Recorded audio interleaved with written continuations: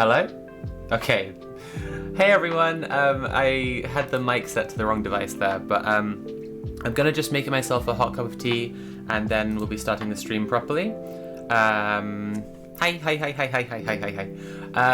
It's lovely to have you here. Welcome Middle-earth Marxist, Ro the Fair Thing Lion, Jenny Azoth, Hey Zelda, Morgana XXX, Catgirl Steph, and Onster. Welcome to the stream. It's lovely to have you all here. I will be back in a minute or two with a cup of tea and invite everyone to also use this time to get themselves a lovely cup of tea before we dive into the world of slop.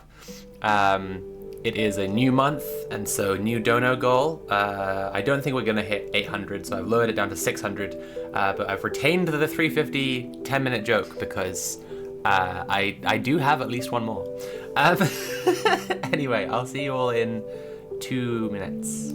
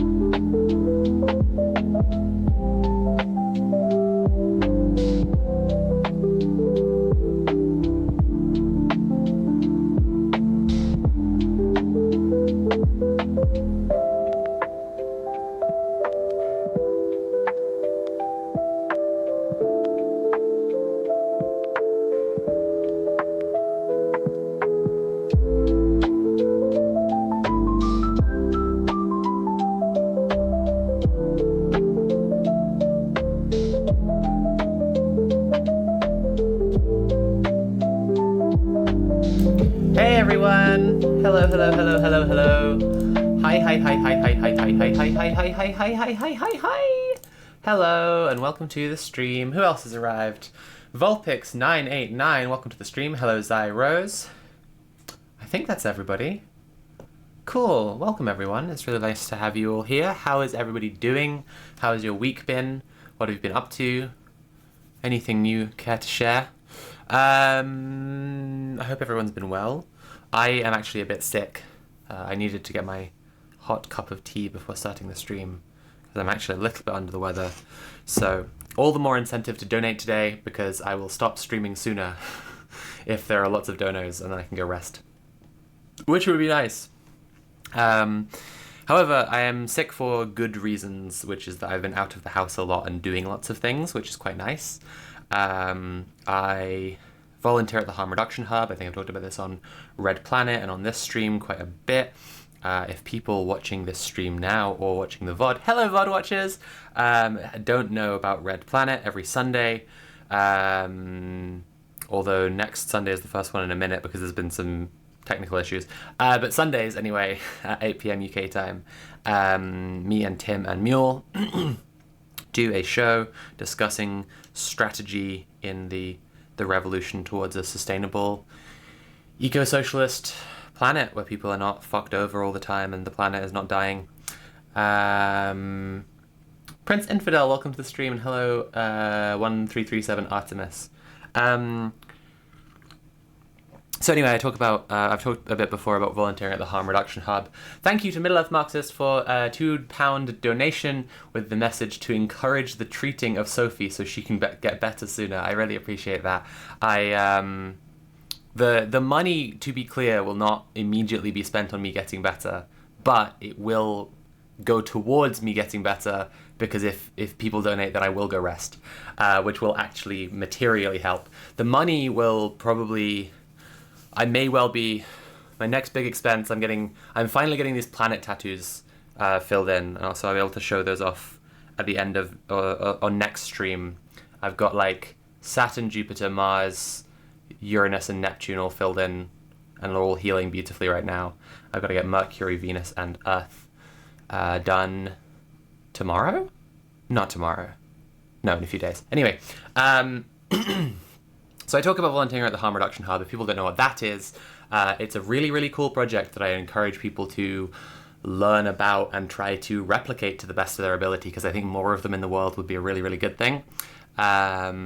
Basically, it's run out of the drugs charity Release. It initially started as a space for drug users especially, based on the philosophy of harm reduction, that we don't believe that telling people not to do a thing that carries risk will actually really help. We think that informing people the maximum amount that we can about things that carry risk and how the risks work and so on, if they want to hear it, is the best way that we can actually reduce the risk of people experiencing harm. And I think that's incredibly sound, and if you take it kind of to its maximum conclusive point, its logical conclusion, with, you know, vulnerable people, then building an eco-socialist world is actually within the harm reduction philosophy. Cool and lovely bunch of people, really meaningful work being there. It's a lot of just like making a cup of tea and chatting to a local homeless person, and helping someone who is struggling with the council in some way, giving out like drug testing kits so people can make sure that there aren't like, I don't know, fent in it or something, right? But we also do loads of really cool stuff. So all of this is winding towards the point that I have my first shift in the new location this week. So like, I didn't do any shifts the whole month of November because basically the hub moved to a new location. It's sharing space with some other people, and one of the people in the thing we're sharing space with knows one of my exes and has beef with me. Not insurmountable community conflict. We've basically just arranged things so that we're just not around each other, which is chill, right? Like, it's actually fairly simple and easy to overcome community conflict, it turns out. Hooray! But I had my first shift in the new location, and a couple of trans girls came in and, of course, recognized me and said, "Are you Sophie from Mars?" Which was very funny. But I was glad to be able to give them radar keys for the length of their visit from... I don't need to be telling you where they were from.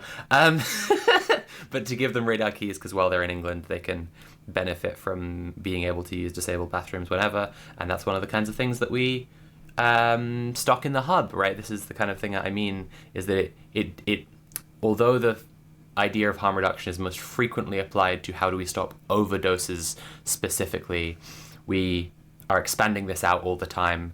And actually, my partner Abby and I are thinking of starting to do an injection club for people who inject their HRT, a regular space and time at the hub where we can do it like together and get any kind of necessary support. We obviously always have like alcohol wipes, and it's a needle supply. It's literally a needle exchange. So like, you know, we have all the supplies. Prince Infidel says radar keys. So, oh, hang on a second. Sorry. Other chat message I just almost missed. Because Ro is heading out soon. Life stuff. Please wish me good sales at the artisan market tomorrow, gang. I dearly need it. Pocket and self-esteem. Good luck, Ro. I hope that goes really, really, really well. Prince Infidel says radar keys. So radar keys are basically a key cut to a particular shape, and then that same lock pattern is used on all the disabled bathrooms in the UK, basically, or it's used as a default, and so places will be like accessible with a member of staff's help who has a code or one of these keys, or if you're disabled, you can just get one. But the thing is, you can just get one, right? So when the EHRC ruling happened, they're not fobs or anything. They're not like contactless thing. They're a traditional metal key, but they're called radar keys. I'm not totally sure why. When the EHRC ruling guidance happened after the Supreme Court ruling, a whole bunch of trans people started talking about getting radar keys, and people who had a bit of cash on hand, like my partner, just got like a bag of 100, because you can just get like 100 of them on Amazon or whatever, just like super easily, or a better website. But yeah, you can, and so people do. Artemis says radar is an acronym, I think. That would make sense. That would explain it well. So, had my first shift at the new hub. That was pretty cool. Had a cool time. I read something there. I was reading a bunch of different stuff. We're in a bookshop now. We're sharing space with the bookshop, and the shop has a bunch of really cool books. So I was reading a few different things. Turns out Andreas Malm has written Oh no, he didn't write it actually. It was a transcription. Well, I guess he still wrote it, right? But it's a transcription of a lecture that he gave that was called something like "The Death of Palestine." The destruction of Palestine is the destruction of the world. It was interesting to see him do something that is to do with racial imperialism, and I don't know. I didn't read it loads. I found Malm really, really weak on white supremacy in the past, like not to do an incredibly like 2014 woke kind of vibe, but like the fact that his eco group that he refers to a lot, like about his organizing experience, was called Indians of the Concrete Jungle, is a bit yeesh, a bit yikes, a bit oof. It's quite insensitive, and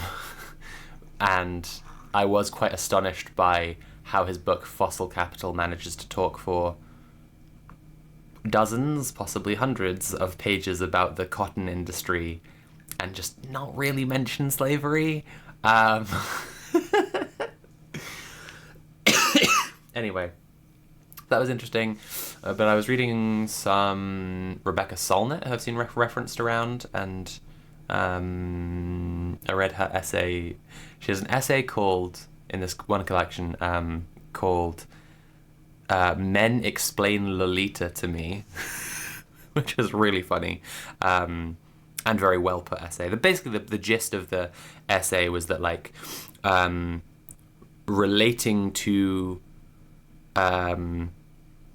the character of Lolita, and I don't mean relating to as in you think you've had similar life experiences or whatever, but rather relating to the character in the Nabokov book by being concerned at all about what she's feeling or thinking or what her experience of this monstrous pedophile is, provokes an enormous defensive response from men who want to explain what Lolita is about, and talking about her experiences of that as a writer. It was very entertaining and also raised a lot of good points. Anyway, how has everyone else been? Is anyone else chatting about their... we got Radar is the Royal Association for Disability and Rehabilitation. Cool. Middle-earth Marxist, or How I Learned to Stop Worrying and Ignore What a Prick Stanley Kubrick Was. I think Kubrick's a complete loser and makes bad films. I on top of everything else, he was being a complete piece of shit to his employees. And like, let's like not gloss this over. Like, when it comes to the abuses in Hollywood, like, there are a couple of different characters to them. Like, there are people who are extorting like positions of power or the threats of like some kind of repercussions for like sexual favors, but also just like there's just such a massive tradition around the auteur specifically of like people who are functionally like they're an actor's boss, they can fire them, just being an abusive boss, right? And it's just like the power dynamic of someone being an employer and employee is a totalizing power dynamic. It's just so like absolute. And you know, I guess there are examples where an actor might earn enough money and have enough security and stability in the world to be fine if they get fired. But if their access to this job and this space right now is dictated by this person, then what this person tells them to do and how they treat them in the space is like absolute, and that's a serious problem and a duty of care that I think employers have to employees. Weirdo of us says, honestly, as a fan of the Clockwork Orange novel, I will agree he didn't do it justice. Yeah, I think that Clockwork Orange was interesting. I think it was I haven't read the novel. I think that there are lots of interesting things to all of his films. I just think that everything that feels Stanley Kubrick flavored about his films, Shelley Duvall having a fucking nervous breakdown, incredibly long, almost stationary shots, right, of the kind that like Denis Villeneuve has now adopted. Is it Villeneuve I'm thinking of? Dune, right? The new Dune films. I just think that everything that about Kubrick films that, and I'm scrolling, Villeneuve is, yeah, Dune, okay, cool. Excuse me. Everything about Kubrick films that is detectably Kubrick is just so obnoxious and so unnecessary and so irritating and detracts. Just seriously detracts. And there are some things that are like, you know, fine. I don't know, like the bone going up into the air, match cut into the spinning of the space station wheel, whatever. I hate the myth of the like people inventing a shot. Hopefully everyone here is already, you know, familiar with the concept that like any one person inventing the light bulb, for example, is a myth. But even more so, I think, with creative practices, just like a whole bunch of people given this set of tools and affordances and resources, yeah, they will invent the stuff, the things you can possibly do in that setting with those affordances and those resources. People will come up with that stuff. It's not like, you know, I've heard people call the Warner the Spielberg Warner, for example, which is quite bizarre to me. Okay, where were we? We were talking about Kubrick because I was talking about Lolita, because I was talking about reading feminist essays, because I was thinking a bit about, and will this be relevant today? We'll find out. We'll find out throughout the stream. I was thinking a bit about men. I was thinking about men this week because people are eternally talking about the male loneliness epidemic. I was thinking about the completely missing side of that discussion, right, which is like straight women. Like, truly, it is a terrible situation for straight women to be attracted only to men, and men are how men are. And no one's ever talking about like straight women being lonely. like about straight women, like without there being a serious issue of like straight women can't date anyone. It's always about how men can't date anyone, and obviously like it's also always about how they can't date anyone because they're so right wing. But just like I've met so many straight leftist women who like are having a dreadfully shit time because they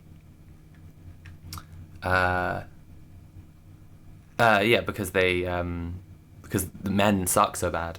And I guess I was just thinking about like I was thinking something about, and this was from the essay I think, from the Lolita essay I read, that was about like men who make the claim that women control access to sex.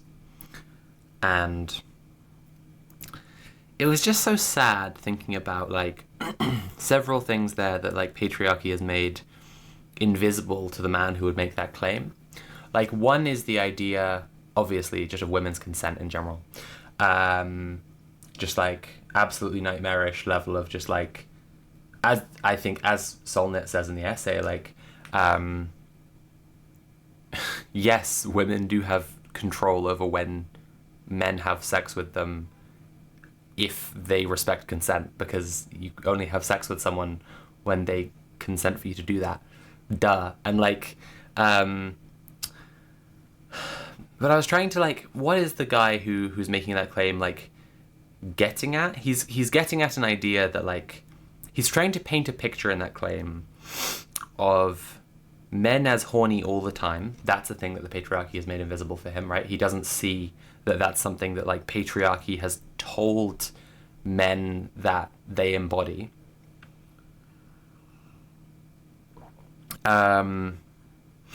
He doesn't see women's consent. But also just like, I think kind of crucially, he doesn't see, he's painting a picture where women, if they're in a relationship with a man, or women just in general, I guess, women in their relationship to men, like men want to have sex all the time, and the sex only happens when the women decide that it's time to have sex.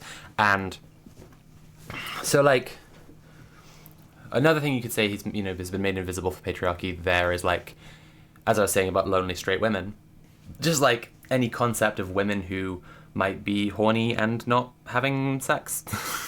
Women who might be horny and it not happening because they aren't with a guy, or more charitably, they're with a partner, the guy just isn't interested right then, right? The more kind of normal and chill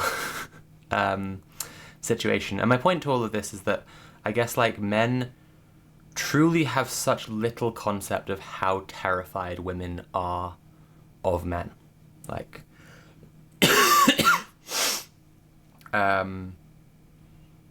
yeah, it's just like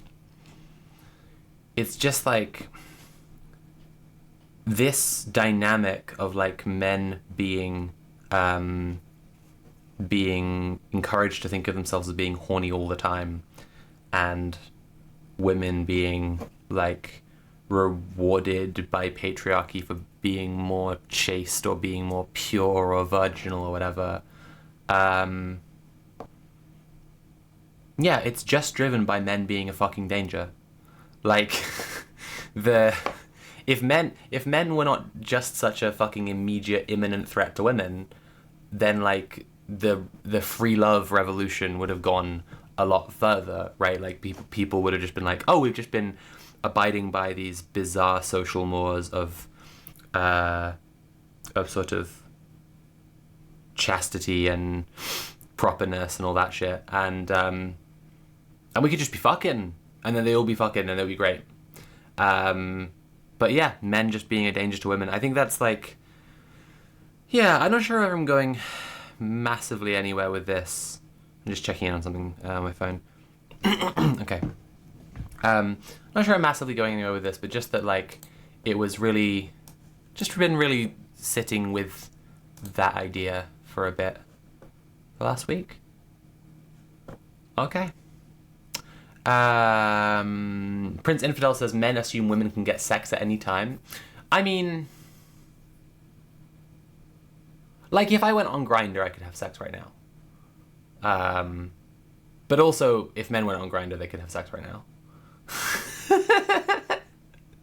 But also, okay, like, taking a more normative view of it, like, if I went on Tinder or whatever's the most popular mainstream thing right now, like, you know, I could probably have sex in the next couple of days. And I think that there is a real phenomenon of men having a desperation and like wanting to be with any woman that they can be with. And again, this is because of the way the patriarchy tells men to like self-mythologize as like desperate, horny animals. Ah, nice. Okay, so Galaspar in chat has said men assume women could get good sex at any time, and well, I have a wife, so I could have good sex sooner than through an app. But yes, if the bar was good sex, yes. Volpix989 says, as a transsexual, I've given up with men after my last relationship went from he sees me as a woman to oh, he sees me as a woman. Yes, this has been a lot of my experience with men.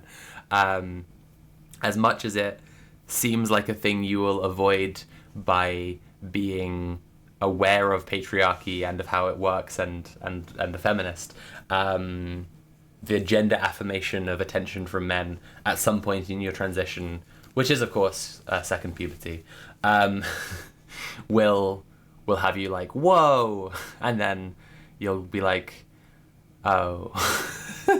It's just real. We are going to look at some comments as we usually do. We've been live for about half an hour now. Hello to everyone who's joined us since, and I hope you've been enjoying my generic rambling about my life and what's going on. You know what? No, hold up on the getting into the stream in the comments just now. I actually have more rambling to do.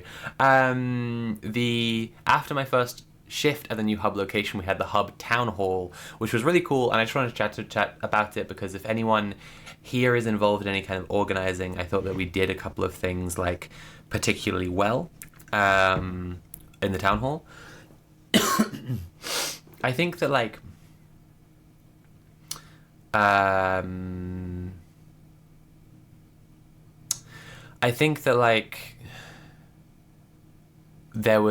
it was kind of funny because it was introduced as an exercise that people will be rolling their eyes at or whatever, but we were doing some like future envisioning because it's the last meeting of the year, doing some like future envisioning for what like harm reduction could look like around us in a couple of years time, like in 2027, if we like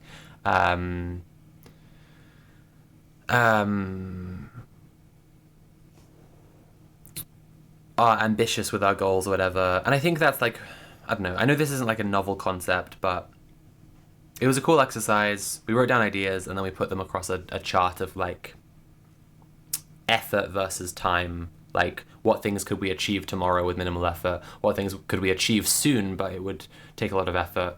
And generally there tends to be a trend up the graph because it's like things take longer and are harder.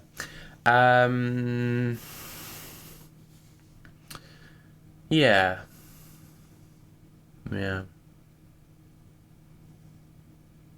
Sorry, I'm still thinking about the men thing. It's just like, I think that like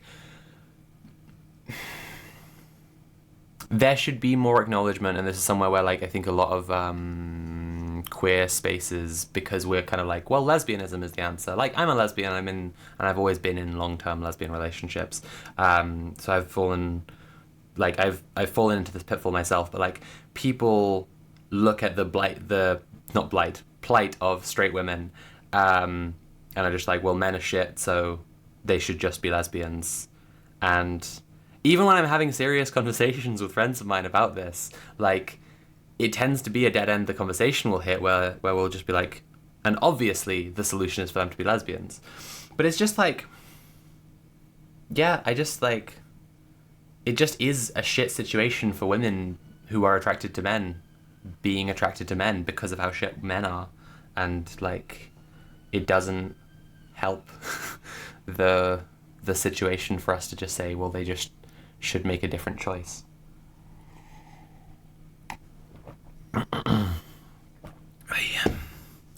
Okay, where was my head at? Town hall meeting. I don't know, I just think we're doing a lot of cool stuff with the hub at the moment. Maybe everyone else isn't like as harm reduction pilled as I am as an organizing strategy, but I think it's really big. I think that it meets with one of my main frustrations in organizing, which is the activist class. Like there's a Prince Infidel says not to derail, but being men attracted to men is not great. Yes, I know this from the men I know who are attracted to men, and I also know it's definitely a worse time for women overall. Not in every case, but like, you know. Sorry, there's a siren on the main street out there, and it must be stuck in traffic because it's just like loud as fuck and not going anywhere. That's so annoying. This is the real derail from the stream. Okay, that's moving off now. Oof, I think it was an ambulance as well, because we can't even get mad. I'm always saying this, like, shit, it's a fire engine, we can't even be mad at them. Yeah, just like harm reduction stuff, I'm hyped about it. We've been talking for a little while about doing a mobile hub by basically getting like a people carrier or even a small van. This is a thing that a quite famous harm reduction activist did in, I think, Glasgow. Just like driving around to people where they're at and you know, operating an NSP from a van. Very cool stuff. Oh, I swear I had another thing to say. Maybe it'll come to me. Maybe it won't. We are going to look at some comments, and then we're going to get into the liberal slop stream proper. Today I have for you 3 articles from The Atlantic that are kind of about the body, I get. They're about well-being. They're about well-being and the body and the health of the American public in different ways. I have called the stream... What did I call the stream? America, Bold, Fat and Crazy, and Other Liberal Slop Takes. Because we have an article called America Refuses to Go Bald, and an article called You're on Ozempic, How Quaint, and an article called The Chatbot Delusion Crisis. Roe says based as fuck van driver. Well, he wasn't a van driver, the thing. Like, this is the thing, he was a harm reduction activist and organizer, but he just decided to go get in the harm reduction van, harm reduction mobile. And he did a lot of good. It was a really, really, really cool thing. That was the thing I was saying, was that like the activist class is the thing that frequently frustrates me about organizing, is that there's a whole bunch of people who want really badly for the world to be good and are trying to build structures that make the world more gooder, but don't recognize that they themselves sit in a privileged class, and a class that is not the people who they need to help most of all. And that's like, yeah, that's tricky. So that's something I like about now I have to get the door. Okay. Sorry everyone, I'll be 1 second.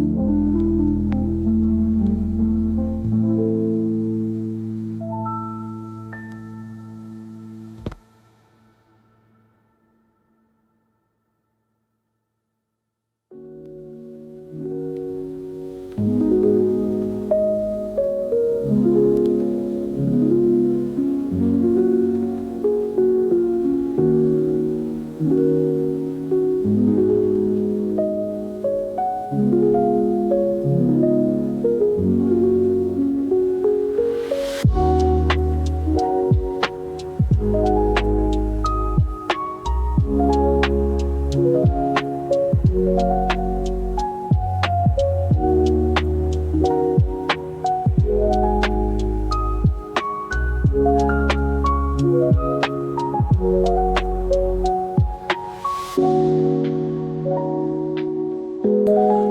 I'm back. Sorry about that, everyone. And we are close up and back. Is the harm reduction van the opposite of the Hitler car? Yes, actually, I think so. Yes, absolutely. Hello, Pocket Dear Belly. Welcome to the stream. Lovely to see you. Okay, so I think we're gonna get into it. I was definitely about to go off on yet more tangents, but I think that starting the stream properly, 45 minutes in, is probably the move at this point. So we are going to look at some comments. Then we're going to get into some articles about America's well-being from various different angles, and none of that is the stuff I'm most excited about, though. I really want to talk about an article from the Financial Times, which I usually don't go into the FT on here, which is notoriously, if people know this, like Chomsky line about Financial Times, because notoriously they tell the truth. They tell the truth to capitalists because people who have to make like big money decisions read the Financial Times, so they need to know like what's going on.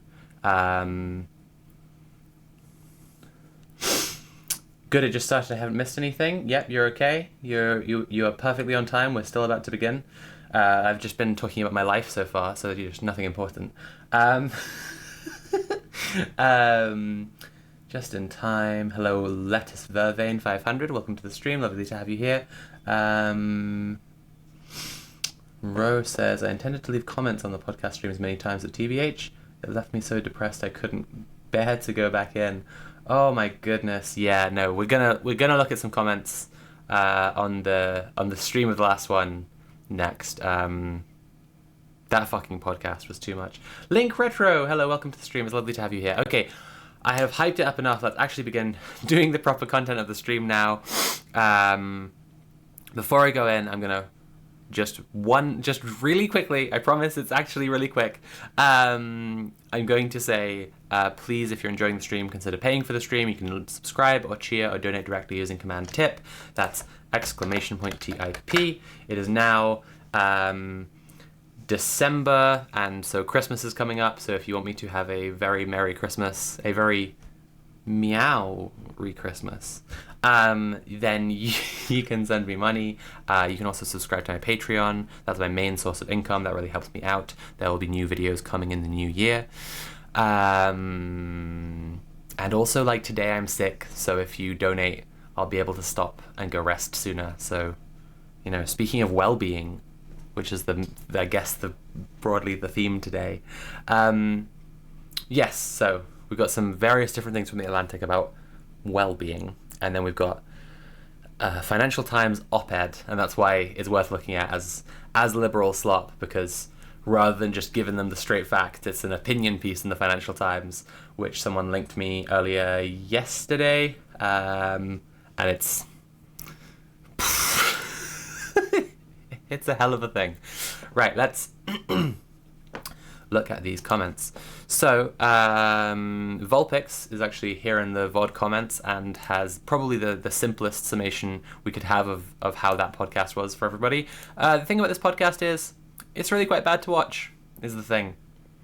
Yeah, absolutely. This one was a quite popular VOD.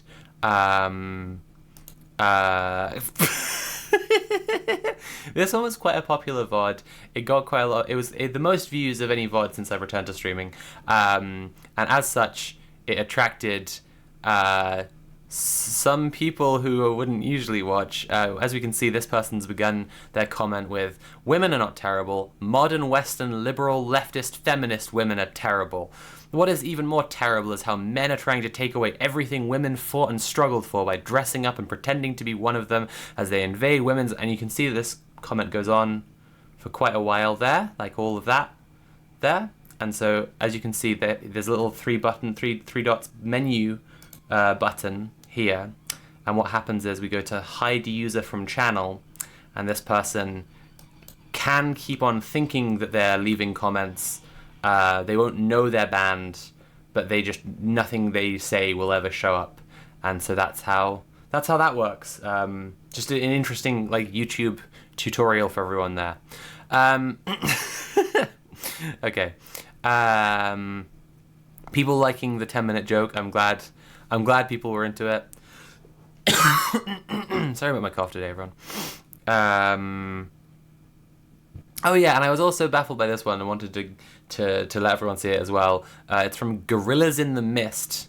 So anyway, women talk about but never ever direct and on point. It's part of their zero accountability bullshit. Main character syndrome in women is really a god complex, and their feelings are God. So that was a really special, good VOD comment there. I guess I'm just letting the VOD viewers know. I do see this stuff, and I'm getting rid of it, but it isn't usually in this quantity, or that high effort, that fucking novel that other guy wrote. Yeah, so this one, I guess, I wanted to read this one out from For All Fiasco. Says, no matter how vile they get, part of me can't help but feel sorry for people like Helen. She will spend her life trying and failing to get powerful men to respect her personally by out-misogynying them, and never get to experience real community in all its wonderful, messy, joyous, annoying, raw, emotionally taxing, life-saving glory. It just seems like such a miserable existence. I don't know. Like, I wish wellness and healing for everyone. I don't know that she'll never experience... I think it's the word real in this comment that I wanted to highlight. I think it's a good attitude to, like, you know, for us to hold some sympathy for people who are being a stupid fucking pick-me, and try to offer them some kind of avenue of communication if they want to stop doing that. But also, like, yeah, I guess I start to feel always like I'm doing a bit of a cope if I personally am saying, like, I have some kind of real human experience that they're not having because they're doing a bad thing that I disagree with politically. Yeah, I don't know. I think we're just in a time where it's quite increasingly clear that, like, the fascists can just take power and have all the things they want to have in life, and that's the problem, and we have to stop them. And it won't be like a I don't know, some kind of poisoned chalice or something that they won't really get it. Hey Zelda says, conservative structures offer a lot of very conditional community. I mean, isn't all community conditional? I think there are spaces where people fight very hard to keep a space open to absolutely everyone and reach out to the most vulnerable people or whatever. But I think that, like, I think it's very obvious to, say, trans people that, like, conservative community is, like, conditional because of its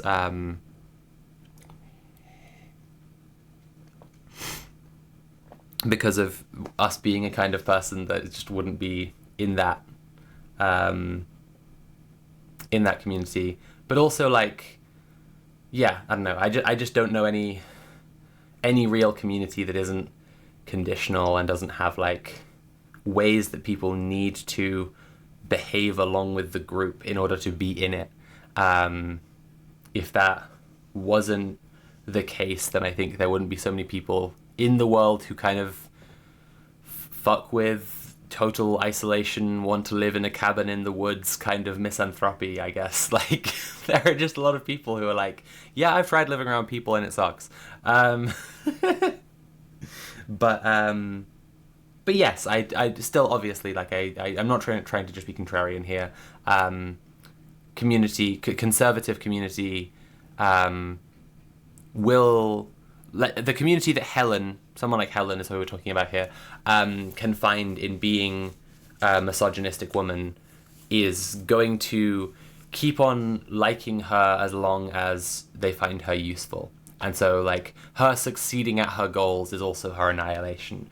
The misogynists that she's trying to, like, make good with, they will not be a fan of her if they successfully repress women. Any other good stuff?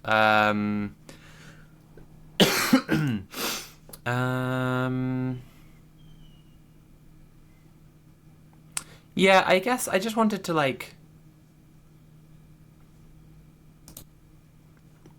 Yes, I like this one, I think.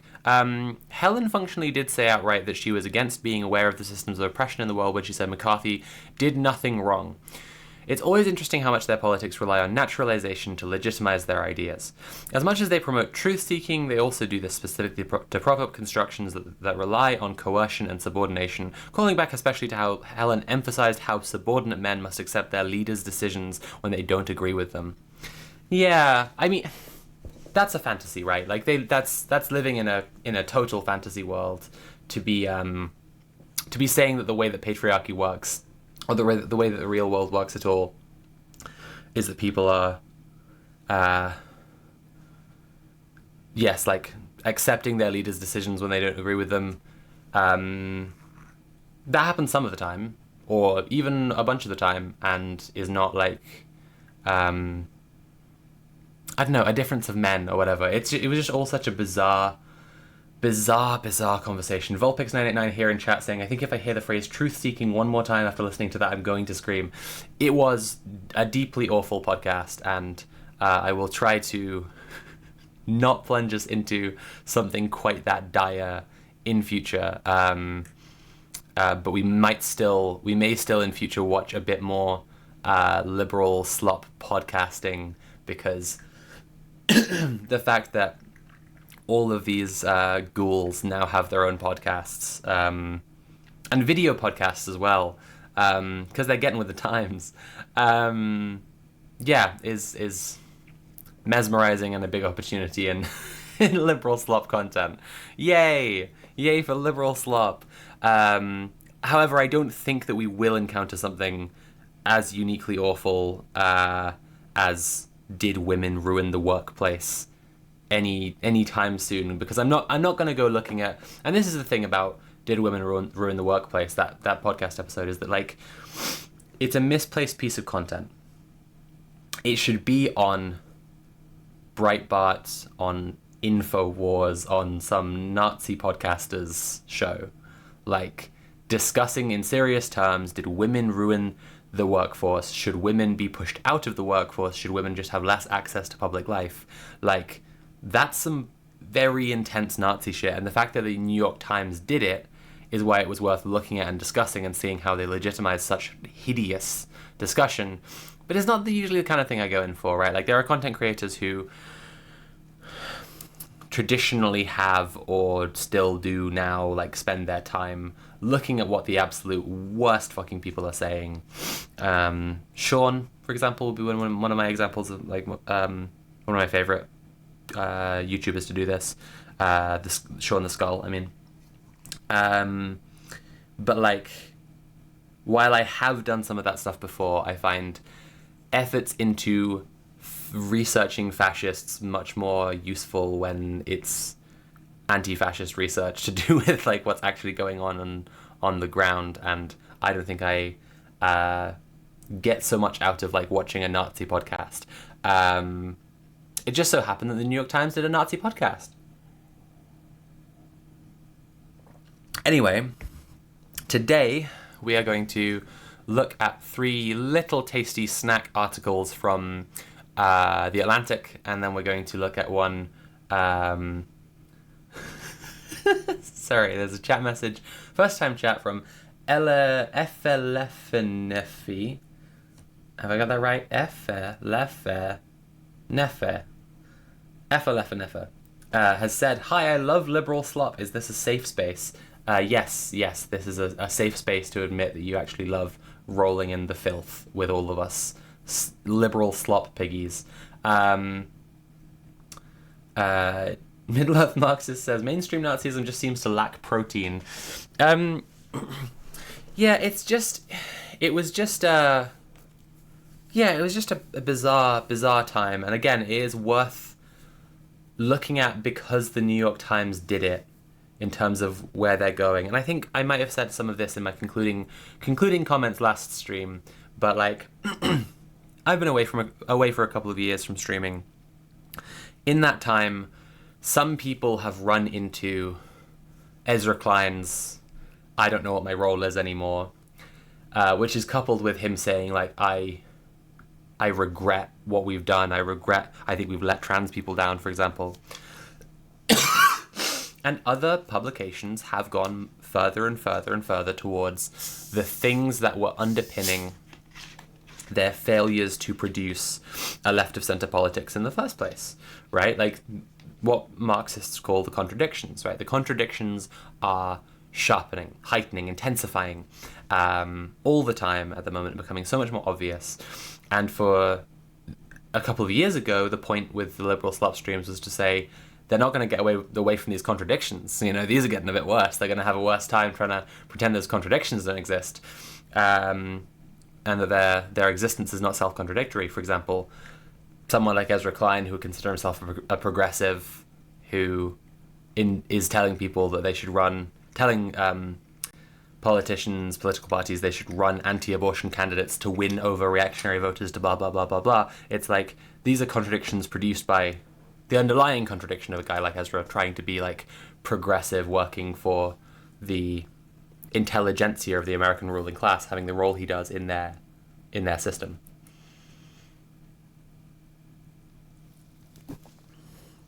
Now, 2 years later, it's not those contradictions are going to catch up with them. They're not going to be able to get away from those contradictions. It's fucking they're having to pick sides and follow the rift growing between them. But this, you know, the contradiction is still present, right? And the reason the contradiction is still present is that like the illusion of coherence and contiguousness, these pretenses that, like, say The Atlantic, which I looked in last week and there were a ton of articles written about the New York Times podcast calling it out for being heinous. They believe that there is something to be gained in working closely with people like Ross Douthat, who host a podcast that's called Did Women Ruin the Workplace? Like, these things, you can't just write an article calling out the New York Times. You need to take some more serious action. And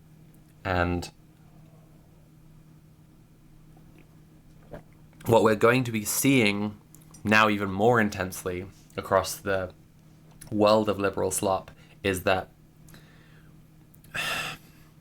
pulling to the right from where they are is exposing the underlying nature of what they are.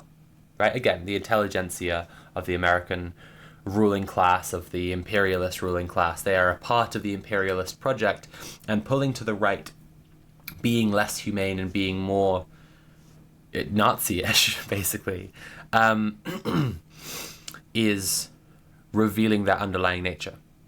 Pulling to the left requires organizing their workplaces to gain meaningful political power for the people who have a problem with the way that it's pulling to the right, using organized labor. It will require like actually taking a really meaningful material stand, and that's harder.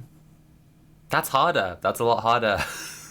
So even though I think we have more people who call themselves progressives in these kinds of roles at the moment, it will be interesting to see how that plays out among the American, the slop sphere. I like that, Middle-earth Marxist. Yeah, in the slop sphere, how that plays out. And it also like could be fine if it wasn't for the illusion of like civility and respect and debate and coherence that they all worship. If they didn't think of like people who say things like, did women ruin the workplace? If they didn't think of those people as being their political interlocutor or whatever and really accepted them as their enemy, which, you know, as a woman, those people are my enemy. It doesn't matter if they also happen to be women. Like, fucking hell. The Slop Dome, says Audrey Stardust. I have some experience with Sloppy Dome. Welcome to the stream, by the way, Audrey. I'm sorry, that's the first time I've interacted with you this stream. Oh, I didn't say it earlier. I was saying something else, so I didn't stop for it. But Dear, presumably Pocket Dear Belly, possibly, tipped £1 and said, it's not much, but I hope you feel better soon. Thank you, dear. I really appreciate that. And Hey Zelda says, sorry, didn't say anything, didn't have a message, but did tip £19.22. I really appreciate that. Both of you and everyone, if you're enjoying the stream, please consider paying for the stream. You can subscribe or cheer or donate directly using Command Tip. I appreciate all of them, and also subscribing to my Patreon, which is my main source of income. Okay. Yes, if you accept that your political enemy is an enemy in a really meaningful sense, like not a rival, not a competitor, not someone you're playing a fun game with, but your enemy, you start treating them differently. And this is part of why I shifted more of my work away from trying to, like, more of my work towards just like talking to other leftists and trying to make critiques and points about how we do what we're doing, and how, you know, what it is we're all aiming for, revolution, communism, and how we get there. Because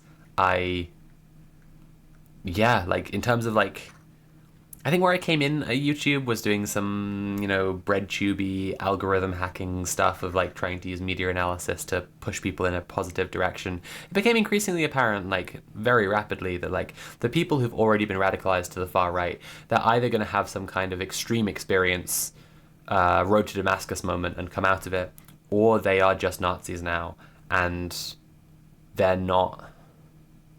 Yeah, again, they're not, like, playing a fun game with us in politics. They are the enemy. Okay, we are going to get on to... we're all going to get on Rogaine. We are starting with the Atlantic article, America Refuses to Go Bald. I want to say, before we get into this one, I use minoxidil. I am actively gaining hairline and have been for about 5 years. I started my transition bald myself. Baldness is a sometimes sensitive, mostly fascinating topic to me. I genuinely mean, I find it really fascinating. I've felt well prepared to say to anyone who says that I've got a receding hairline, no, I don't. I have a what's the advancing. I have an advancing hairline. It's on the charge. Thanks to the miracle of topical treatments that you can get, which I recommend to anyone who is concerned about their hairline at all, by the way. Just look up minoxidil. But it's a fascinating subject in general, and I think I might have talked about this on stream a little bit before.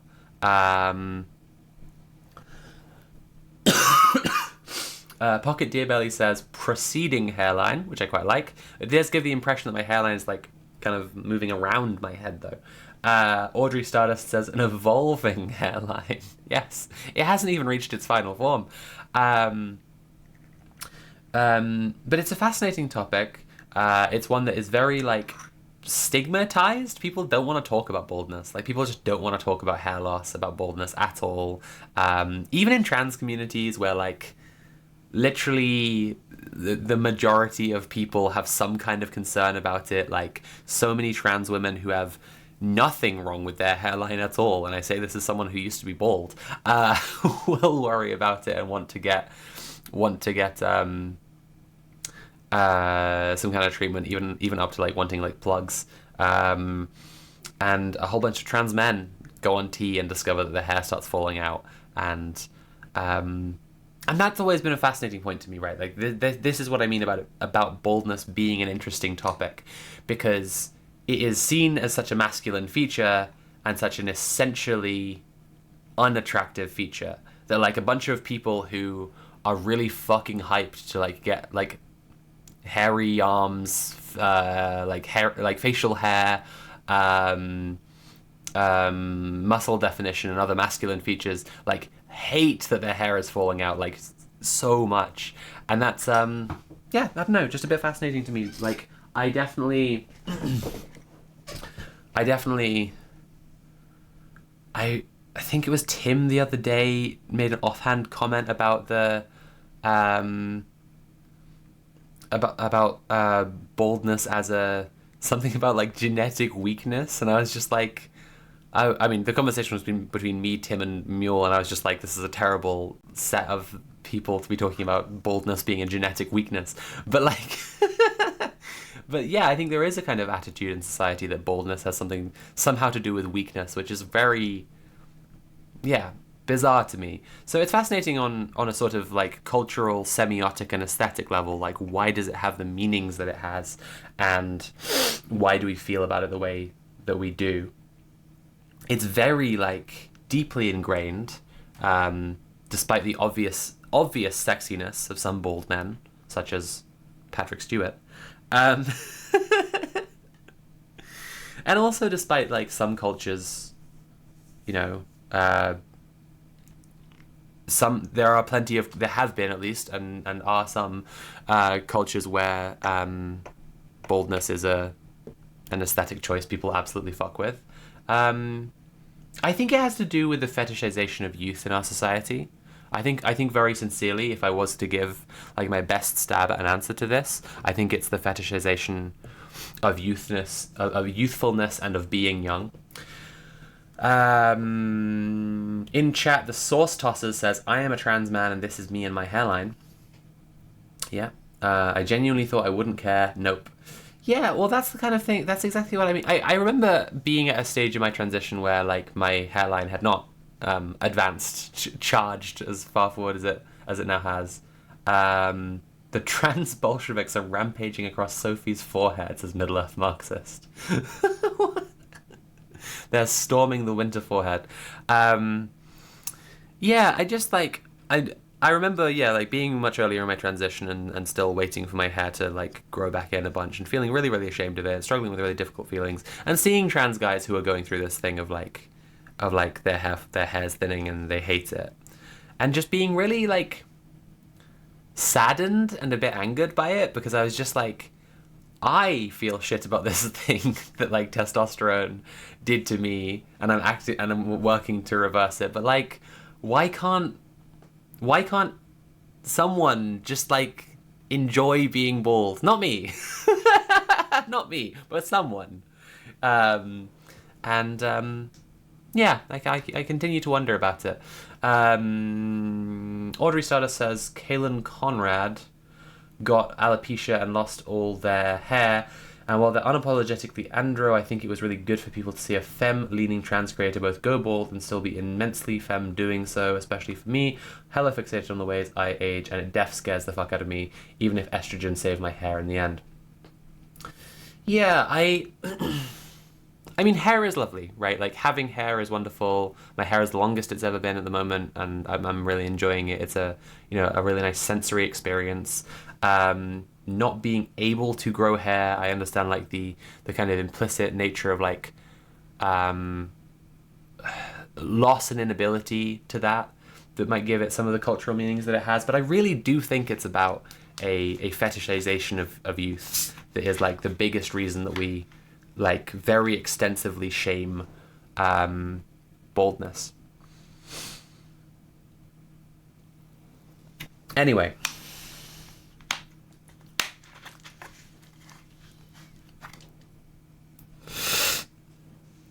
okay, let's get into the article. So, oh no, sorry, there was a whole other angle to it. I was just saying, culturally it's very interesting, but I think this is where it's going to be more relevant to the article, is that the industry is very interesting, because there are a bunch of treatments available, and because they're primarily marketed at insecure men, all marketing for treatments for hair loss look the same, which is to say they look like scams.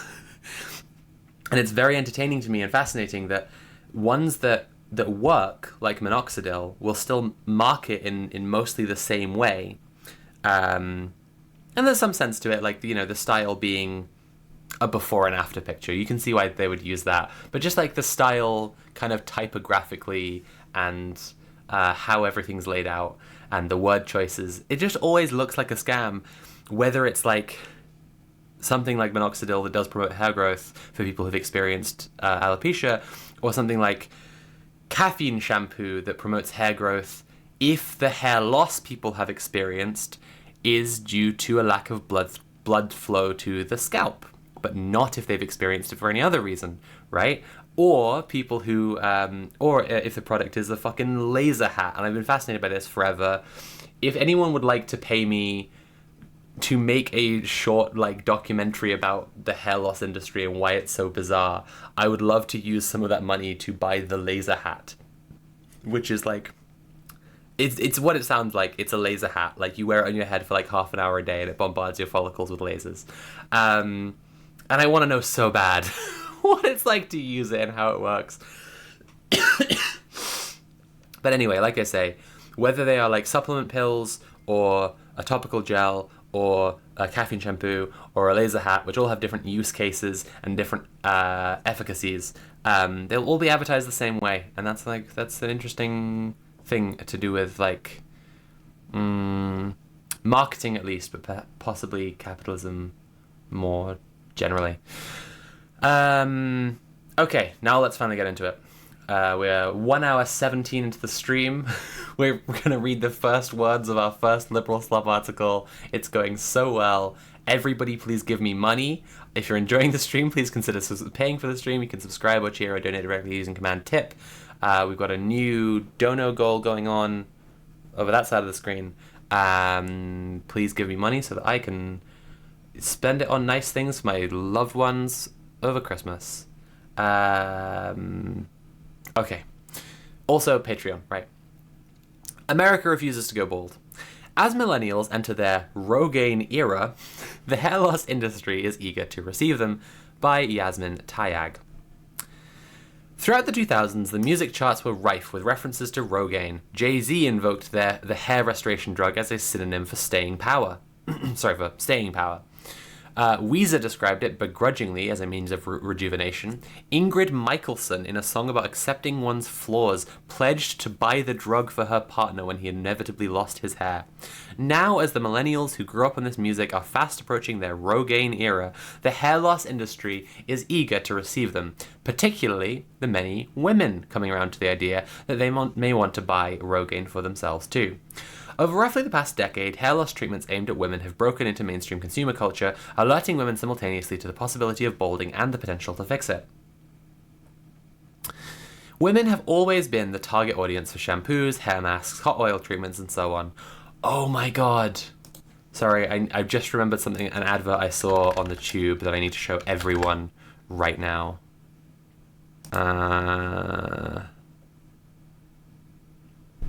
Yes. Okay. Who here has heard of Beauty Pie? This was the thing being advertised. Oh god, it's so bad to see. This, I hadn't seen this before, the picture of their archive, but now it's really, really giving the substance. Light facial mask was the thing being advertised. This is so scary. Like, this is genuinely so fucking scary. Oh my god. Just like, that's absolutely fucking terrifying.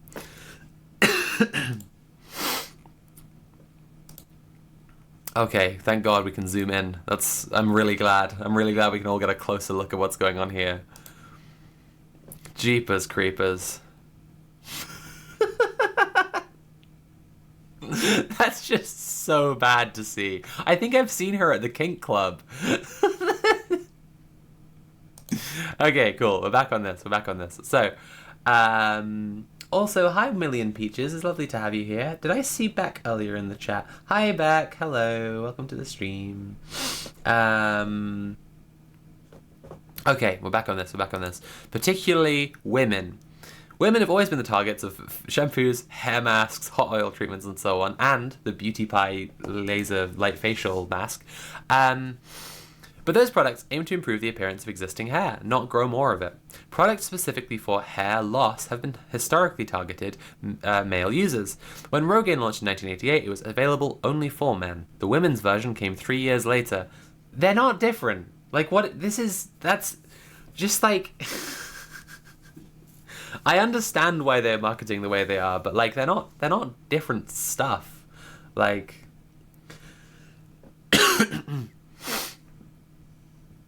advertising for hair loss has accordingly mostly focused on men. Throughout the big hair craze of the 80s and 90s, infomercials for men's spray-on hair, oh my goodness, we're all over TV. Let's see this. Give me that spray-on hair. GLH means great-looking hair. Just spray GLH on and it instantly covers your bald spot, leaving you with great-looking hair. Holy shit. And ladies with thinning hair or bald spots, GLH solves the problem instantly. GLH Jesus is not Christ. a paint or a cover-up.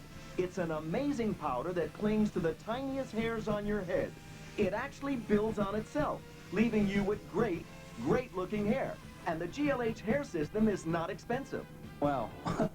That's incredible. This is the first time I've ever used this product. I saw it on the infomercials, and I was skeptical at first, but it works.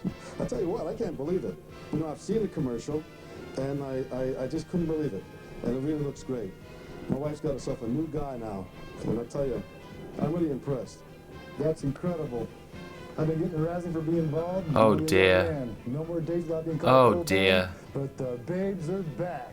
The babes are back. As a matter of fact, I want to order 1 year's supply of this. And GLH is not just for men. Unbelievable. Wow. I never dreamed that I'd look like this. Applying GLH to yourself is so easy. Just spray on while holding a small hand mirror in front with a larger mirror behind you. Then brush after using the finishing shield and you're done. And with GLH, there's no problem with rain or when working out. It's a phenomenal product. I highly recommend it. The club saved a lot of money. GLH es muy bueno y es increíble.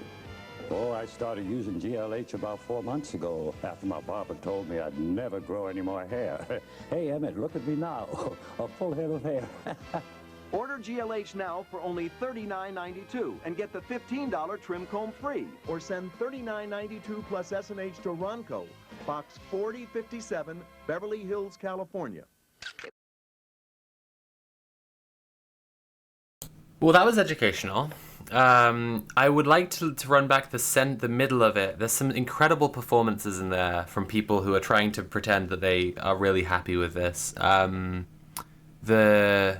Yeah. I think from here with the bald mullet and the the babes are back. I just want to rewatch. Pretty impressed. That's incredible. I've been getting harassing for being bald. I'm only a young man. No more days without being called old man, but the babes are back. I would definitely, as a matter of fact, I want to order 1 year's supply of this. And GLH is not just for men. Unbelievable. Wow.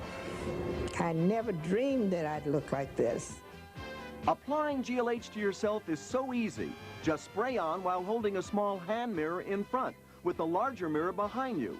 Then brush after using the finishing shield and you're done. And with GLH, there's no problem with rain or when working out. It's a phenomenal product. I highly recommend it. The club saved a lot of money. GLH es muy bueno y es increíble. Oh, I started using GLH about 4 months ago after my barber It's told this me one. I'd It's this one never grow especially. any more hair. Hey, Emmett, look at me now. A full head of hair. It's just the laugh that he does that's so like, who are you trying to convince, bud? Who are you trying to convince? All right. So that was a bit of a rough watch. Christ. Infomercials for men's spray-on hair were all over TV. In a Rogaine ad from 2001, a narrator asks, "Will she feel the same way if you lose your hair?" The answer, sure, she'll just feel it about somebody else. Oof. Hair growth treatments are an easy sell for men because many will go bald in midlife. Yet 40% of women experience some amount of hair loss by the time they turn 50. They just haven't been as comfortable talking about it as men. Rachel Gibson, a hair culture expert known as the hair historian, told me. Rachel Gibson.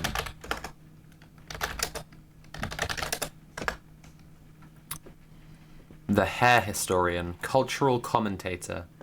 I see.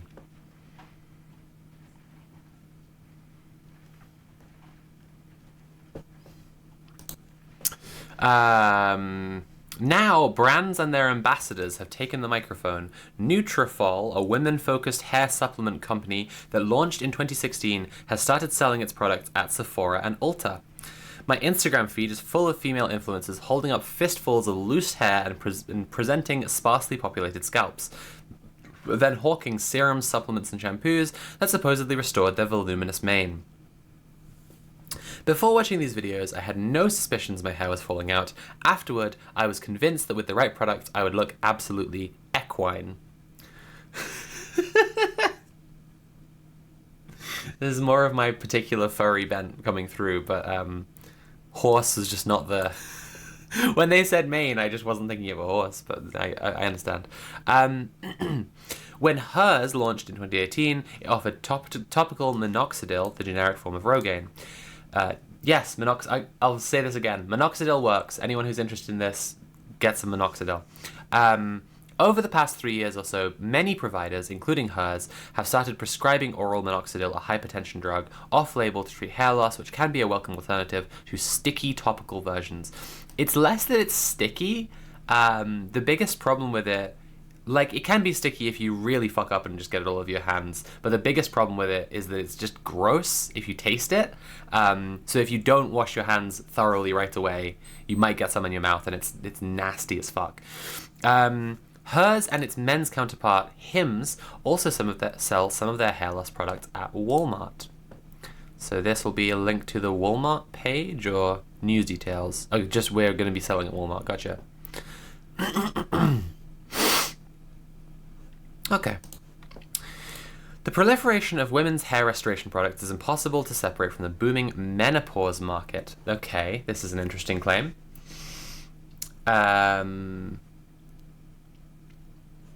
Pocket Dear Belly says, assuming that spray-on hair commercial was from 1985, today one bottle would cost $120. Yeah, that sounds about right. Hair loss treatments are really expensive. Hey Emmett, look at me now.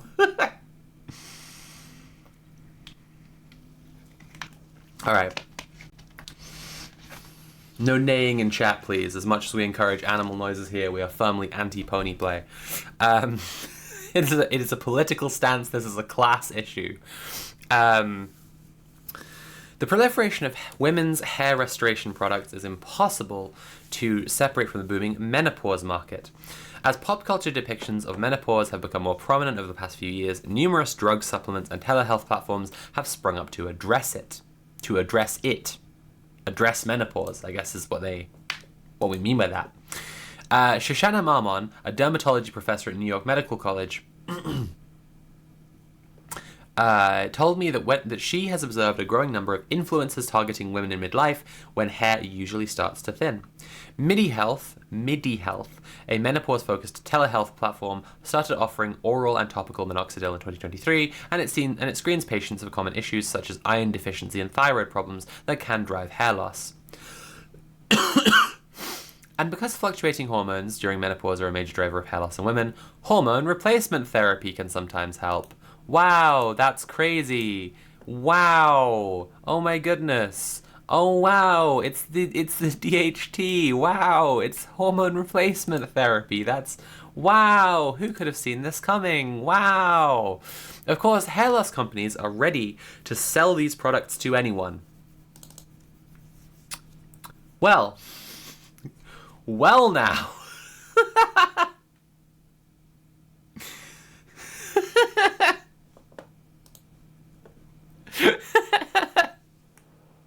Okay, if you're going to say in the one sentence,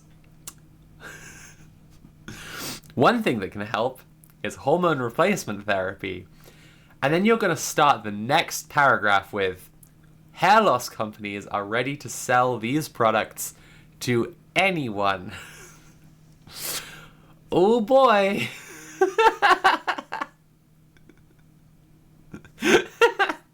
It's just fucked. It's just so fucked. Like, it just, like, come on. All right. Not just aging women. In beauty chains and drugstores, numerous oral hair loss supplements, which, to be fair, is not the same thing as HRT, containing ingredients such as biotin and vitamin A are displayed alongside shampoos and conditioners. Last year, products for thinning hair and scalp health were among the fastest growing categories in the roughly $450 billion prestige hair product market, according to the market research from Circana. Widespread hair loss during the coronavirus pandemic may have juiced demand for hair loss products. Widespread hair loss during the coronavirus pandemic. That must be not going outside enough, not having a mixed enough diet, iron deficiency, and not enough sunlight?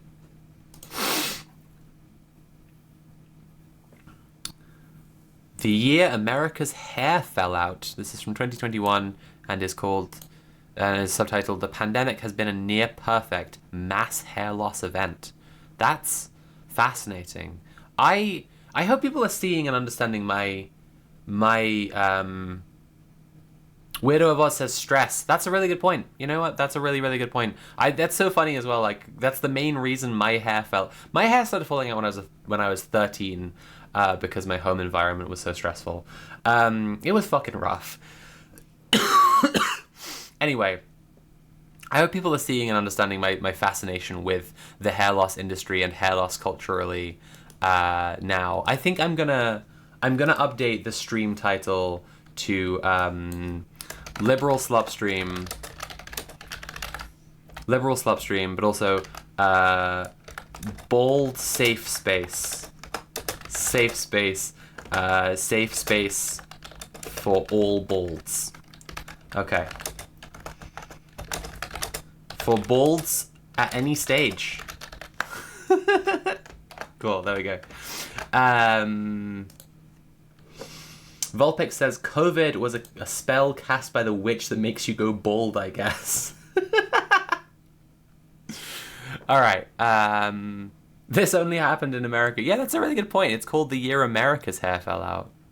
Fucking wacky. Alright, cool. We're back on this. Coronavirus pandemic may have juiced demand for hair loss products, and the rise of direct-to-consumer telehealth companies likely accelerated the trend. Hair loss treatment is popular at Hims and Hers, a company spokesperson told me, because many people find hair loss embarrassing, and telehealth allows them to seek help discreetly. The most common prescribed hair loss drugs are well established and generally trustworthy. Minoxidil is the gold standard of active ingredients for hair loss.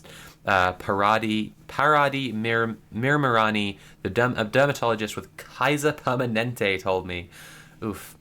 In both topical and oral forms, it works by slowing or reversing hair follicle shrinkage, which tends to happen as hormones fluctuate.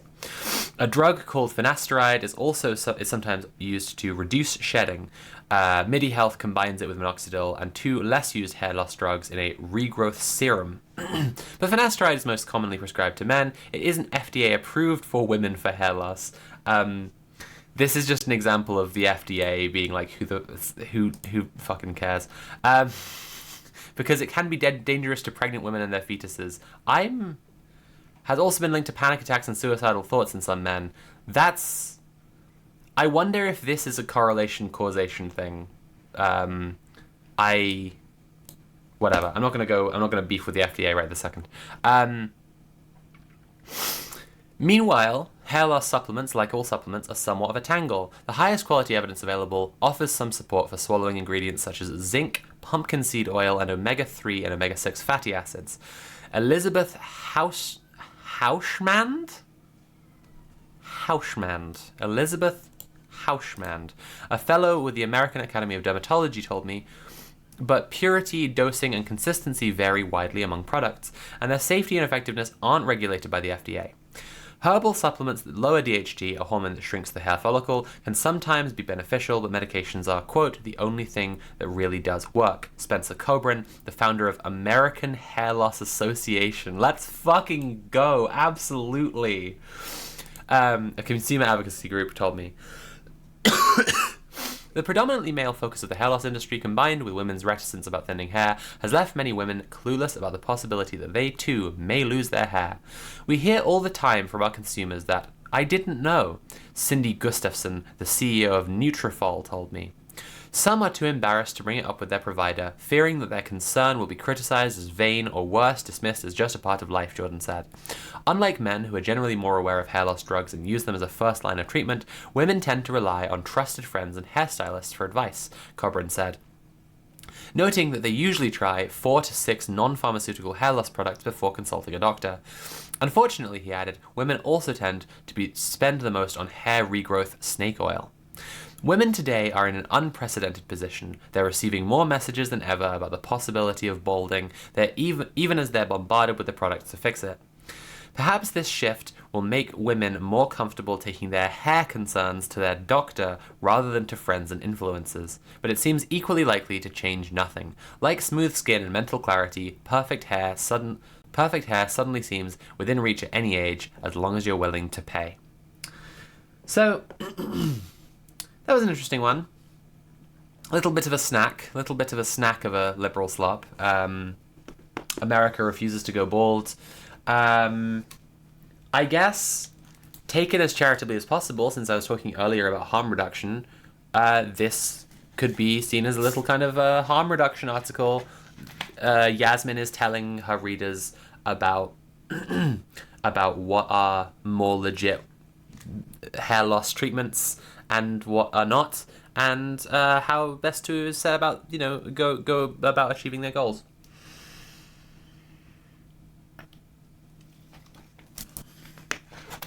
It is, like everything The Atlantic publishes, liberal slop, but but it's not particularly egregious, right? It's maybe worth us analyzing from the point of view of consumer advocacy and the role that has in society, where like there are some real harms done to consumers in that people get scammed out of their money or like seriously hurt by bad products or services in some ways. But it all fits under a very obviously massive, overreaching, connecting problem of capitalism and all the incentives that drive people to be real shits.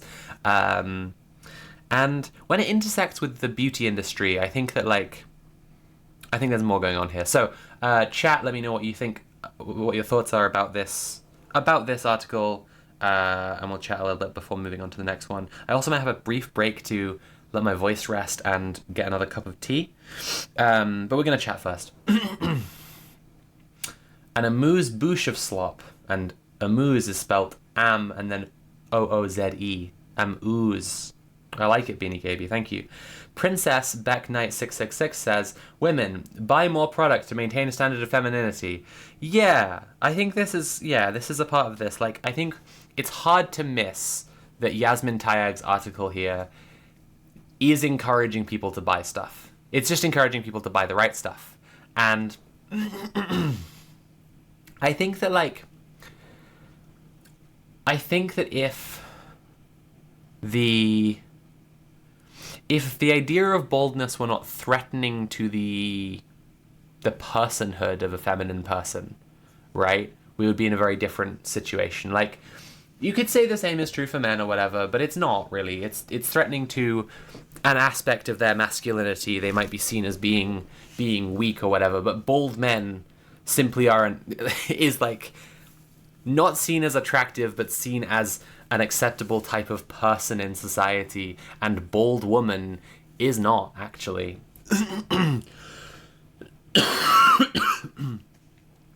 So, it's interesting for her to note the kind of tendency for women to run into scams or whatever around hair loss. I think I told you all about HairDAO before, the crypto guys who were in a DAO together, and they're just trying different This is so funny. They're just trying different chemicals that they get off the like grey market off the internet. And I have mad respect for this because I do this too. It's just not for hair loss. It's for this. But like, you know, I'm part of a community of people like they are who try all sorts of bizarre chemicals off the internet to see what their effects will be towards a shared goal. But there was a guy in there who said that he started getting blood in his semen, and he went to the doctor, and the doctor said it might not be the research chemicals he's been taking. So he reported back to the Discord server that it's probably fine. Anyway.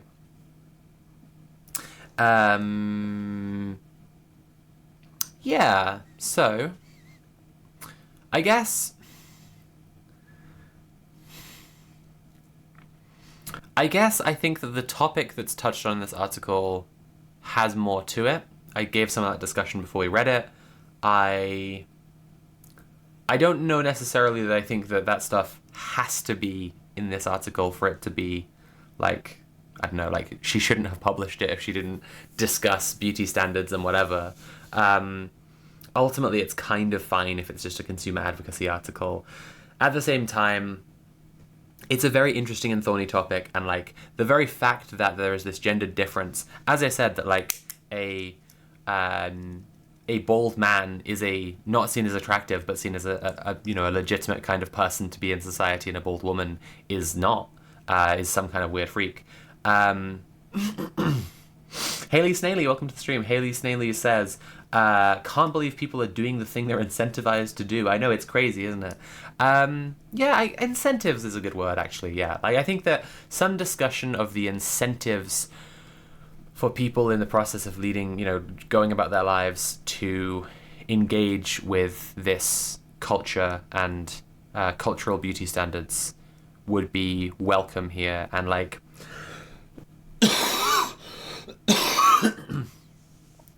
as a trans woman, this stuff's very present for me. I've had facial feminization surgery. I've had a surgery to conform my face to what socially acceptable standard of feminine beauty is, and it worked. Sorry. And so it is a thing I've thought about, like, at some length. I just...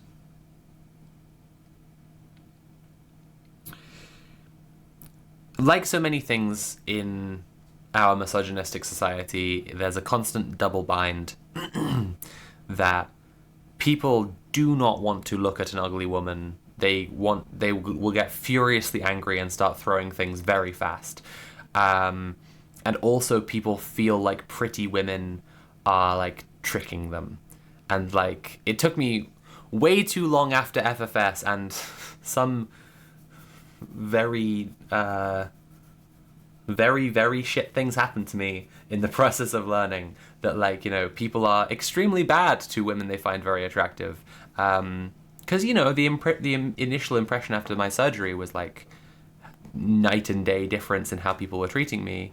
It was just, like, took quite a while to realize that there was a sharp other side to it where a lot of the misogyny that I was already experiencing was exacerbated because my attractiveness to people would bring them closer to me in a way that they would then later imagine was my fault. Which is a funny thing to say about the consequences of a surgery that I chose to have, right? But then, coming back to the article, it's a funny thing to say about any beauty treatment. And this is the way that I think the beauty industry drives us completely fucking crazy, because the implicit worship of beauty, not questioning what standard of beauty we're talking about, as a virtue, and the constant struggle towards it, is just treated as this, like, innate good. And it's actually a very complicated topic. Okay, what do we got in the chat? So Haley is saying, I hope to get FFS one day. Part of it is so I feel better on my face, but it sucks to be in a society that if I do one day have it and pass as a result, the way people treat me will likely change for the better. Yes, but it will also be complicated, is what I'm saying. You will find that it's, if that happens, you'll find that it's not all better. Middle Earth Marxist says, buy things, make economy go, no question motives. Brr, yes. Yes, very much so. Okay, we are going to have a 5-minute break while I get another cup of tea. I am in need of a rest for my break, rest for my voice as well, because I'm quite sick. I would love if we could get some more donations in, because the sooner we hit, I don't know,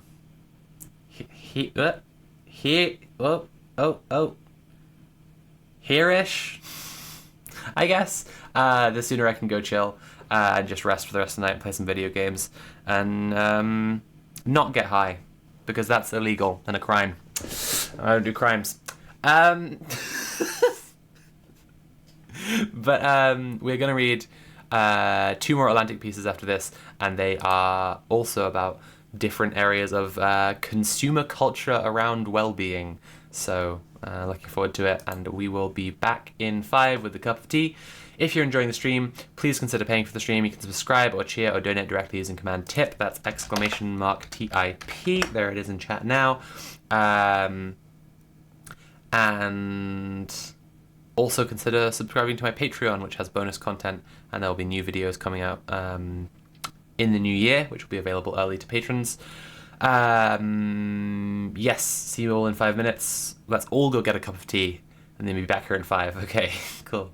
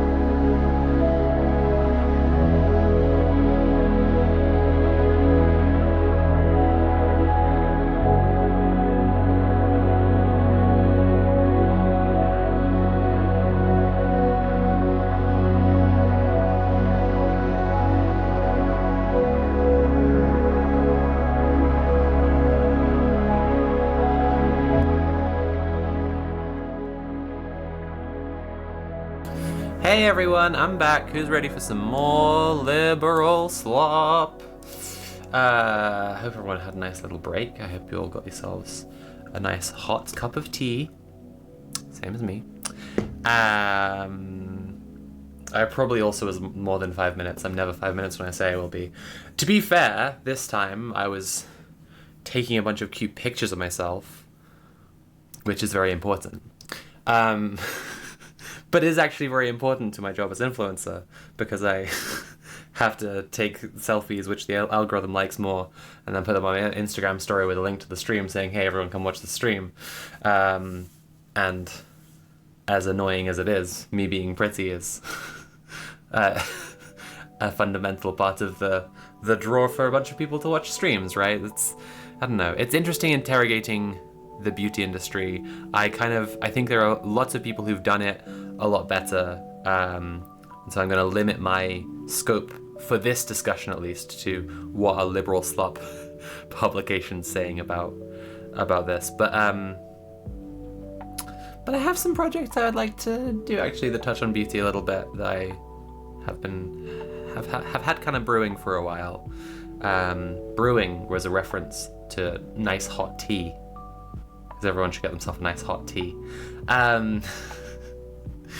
I'm having a little bit of a creative slowdown over winter, because I've been having a mentally tough time, as I've not been as able to work and I've not been making the same progress in my video projects. But I think a part of that is also that I've been observing that like the way I have been doing stuff is not exciting enough to me in terms of like creative practice, because I do make art, right, like with my video essays, and I would like them to be a bit more artistically fulfilling. I'd obviously like primarily for my income to go up so that I'm able to like Abby and I are talking about getting a house, and like I'm gonna need to be able to make little mortgage payments, which is the thing I thought I'd never have to say. Not very high ones, but like, because my income isn't very high in general, but like it would be cool to help towards that material stability, to just like pump out content about the most topical thing, you know, just like streamer react kind of content, my fastest possible political analytical takes on whatever, would probably make me more money. But I just need it after, I don't know, just going through a lot of stuff so far in my life, and I'm sure there will be more stuff. Just need to kind of like find the thing I resonate with creatively in the stuff that I make. And the idea about a project to do with beauty is something in a space I think of as video poetry rather than video essays. There's a bunch of stuff that like people have put onto YouTube, or if people have seen How To with John Wilson, I think that's very much a video poem, not a video essay. Yeah, I would like to make some stuff kind of like that. I wrote something the other day. It's called In Winter, and it's poetry intended to be a video poem. Why am I saying all of this stuff? Oh, the beauty project. Yeah, I've had something that I've kind of just been composing in my head for like what must be years now, that has to do with beauty. I'd love for that to be a video poem. Anyway, Pocket Deer Belly in chat says, the balding stuff is kind of personal for me. I recently had a balding scare. Turned out to be psoriasis, completely treatable. But when I told people about it, they immediately started telling me what supplements to get. It felt kind of nasty. I wasn't affirmed that I would still be a whole person if I went bald. It's like if I told people I gained weight and they immediately started telling me to get diet supplements instead of telling me it's cool and awesome to get fat. This is what I'm getting at. I think that if we had a culture that was...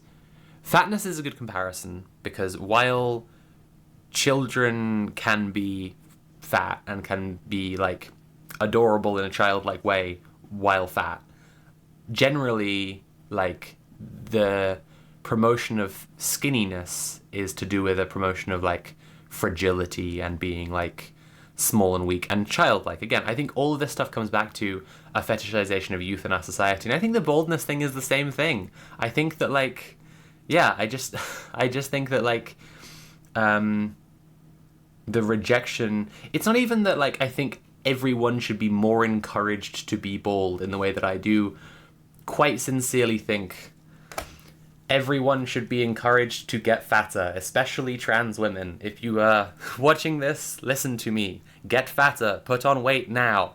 I don't think that everyone should be encouraged to be bald, or, like, even just, like, accept the amount of baldness that they'll get. Even though this is the bald safe space, I should reiterate. But it's this specific intense rejection of baldness as a masculine beauty standard. Like, it's actually not acceptable to people, even for men to be, well, again, I made the distinction earlier, I'll repeat it now. Bald man is an acceptable type of person to exist in the world, and bald woman kind of isn't in our culture. But it's like, it's still, yeah, just like not accepted in the same way or whatever. Sorry,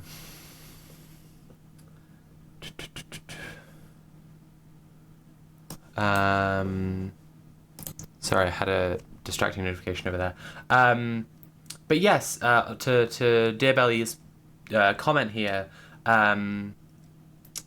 people don't, tell you, like, people do not tell you, like, you'll still be hot while bald or whatever. Even for people that would be true of. And I need to also point out that this is a very white thing we're all discussing here. Like, I think that while baldness is, there's some amount of the same stuff going on across different cultures. Like, it's way more normal for black guys to be bald, right? Like, treated as completely, like, way more normal, and black women too. So I don't know where I'm going with that. I just think it's, like, worth pointing out when the thing you're talking about is specifically, like, a part of white culture, when we're saying, like, our culture or in culture or whatever. But yeah, it's especially intense among white people. Yeah.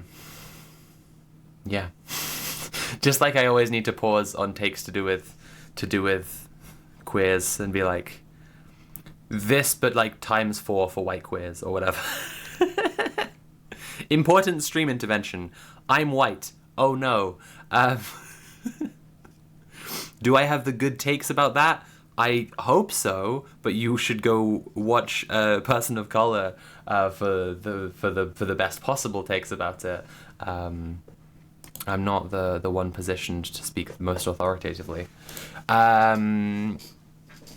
It's also interesting, Dear Belly, that you bring up getting fat, because we are going to move on to Ozempic next. The next article is about, well, it's titled, You're on Ozempic? How quaint. The next generation GLP-1 plus drugs will be tailored to the health needs of individual patients. So this would be quite interesting, and perhaps will further some of the discussion that we're already having. Wait, you're white? Fuck! Yes. If people hadn't noticed that I'm white, that I'm, like, the whitest woman, I'm practically see-through. My partner was relaying a story, one of her friends complaining about white people, and then, what was it? She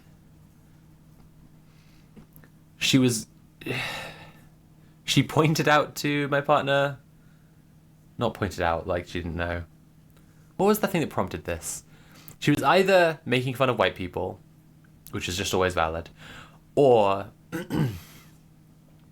said something, some comment that was to do with, like, there's this thing, your experience will be different because you're white, and then felt apologetic for being direct about that, and then said, and I really like this, said, like, oh no, it's chill, right? You know you're white. Which is, like,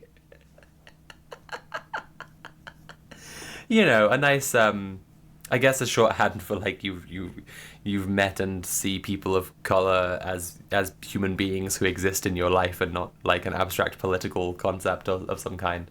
But yeah, you're white. It just really stuck with me. Just very funny. Okay, all right. Volpix989 said Twitch blocked my message because I used the honk word. Is honky not allowed on Twitch? That's fucking insane. You know how hard I am straining whenever we have discussions of trans politics to not use the T-slur, which is just how I refer to trans women every day of my life. I genuinely like very strongly believe in and vibe with the T-slur, in the sense of, you know, reclamation and self-identity and like community. I like, you know, kind of organizing around. It's even more impossible to have the discussion about the word and not say the word. And I have to not say it because of Twitch terms of service. Anyone saying any slur, you know, they have no kind of policy around reclamation of words. But honky, I got nothing. Honky is just not offensive under like any circumstances. There's just not a that's just like, anyone that does offend just deserves to be offended. Audrey Stardust says, sorry I'm a bit late on this. I had to restart my phone because my keyboard was crashing. But I just wanted to say, the bit is fun, but sometimes I genuinely need to hear that it's okay to be femme and fat. I'm not like large, but anytime I'm not skinny, I struggle with my own body image. Instead of compulsively extracting and exercising, I'm learning to just exist in my body and be happy. So jokes about fat tits help. I really appreciate you saying that, Audrey, and I guess I am generally approaching it in a jokey manner, and I also just like really, really, really mean it. Like, I'm having a bit of a difficult time with my body at the moment, because I only very recently, for the first time, and I've experienced like disordered eating in multiple directions throughout my life, in different phases. I've become comfortable being fat for the first time very recently, and now the NHS wants me to lose weight for trans healthcare. It's really cool. So I'm feeling, you know, very frustrated by that. So it's not like as present for me right this second as it could be because of having to lose weight for something. But I did go through in the last like 6 months especially, like finally pushing through some really, really deadly feelings that I have had about needing to be thinner and just like loving myself. And it's really important. Like I don't know, I just like, my partner put it possibly the best in this Tumblr post she wrote a while ago, but it was just about how she's always loved fat women, and I fucking love fat women. Like, I find it, the point she made in this thing she said is just like so striking to me as like as a femme lesbian. I'm just like, yeah, I fucking love when women are fat, and fat woman is more woman and there's more of the woman, and that's great, and she's softer and rounder and like squishier, and those are all just fantastic things. And like I just kind of the immediacy and the suddenness in when you realize like fat women are great and so fucking attractive and you could be one. Like, it's just like, oh fuck, oh that's huge, actually, that's really, really cool. My tits have gone up like several cup sizes in the last few months, or especially over the last year.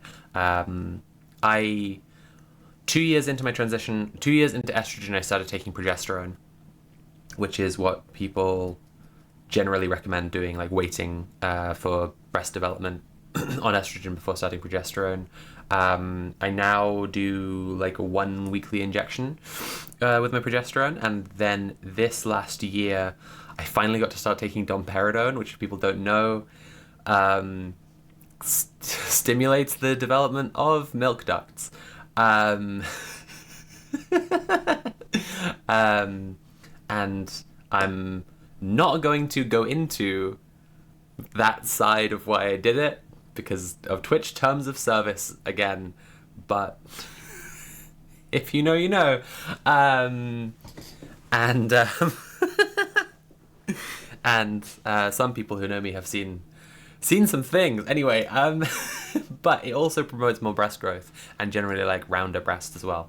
And like, yeah, I think the coinciding timing with all of that, along with just like being more chill with just eating the stuff I want to eat and just like, sorry chat, oh my god. Volpix989 has commented a full glass of milk emoji. Princess Back Knight 666 has said so normal about that. Sweetie, just ask me about it next time you're here. Anyway, the coincidence of like trying more stuff with my HRT and putting on weight and the weight resulting in breast growth, like that definitely helped with stuff. But I think the thing that I really I'm now getting to the probably useful thing to say about fatness. People in society keep on acting like more and bigger body is just bad, especially if you're a woman. And it's one thing to like see what a fascist and gross and once again kind of pedophilic standard for beauty they have, but it's another thing I think to find your way out of it. And for me, I realized that like I like how thick my thighs are. I like the proportion between my thighs and my tummy. As my tummy gets bigger, I'm getting on my bike more and exercising my legs more, so my thighs get bigger. And that keeps me completely happy with it. I literally just, any time that I'm like, oh no, my tummy's gotten too big, I'm just like, right, but if I imagine how I'm going to look in a couple of months when I've been, you know, as I carry on with the exercise routine I'm doing, I'm just like, oh, yeah, no, that's fine. That's completely fine. I've got nothing to worry about. The feeling of worry about my tummy evaporates when I think about that. Like, just think about bigger legs. And so I think there's just definitely something for like understanding, picturing the biggest possible version of you that you find hot as fuck, and accepting that like some part of it might be work, right? Like some part of it might be like deliberate work towards something that you want there, to control what the shape is that you are. People say how much you eat controls your size, how much you exercise controls your shape, right? And I think that's a generally pretty good rule of thumb. Anyway, I've been rambling on about this for a bit now. We are going to go into the Ozempic article. Final thoughts. Audrey Stardust says, big agree, it's asinine that something we love on other femmes can be a little scary to think about having ourselves. I'm sorry you're struggling with the government obsessing over our very badass trans bodies. I'm thinking of getting on both of those for my boob growth, by the way. I do know. Awesome.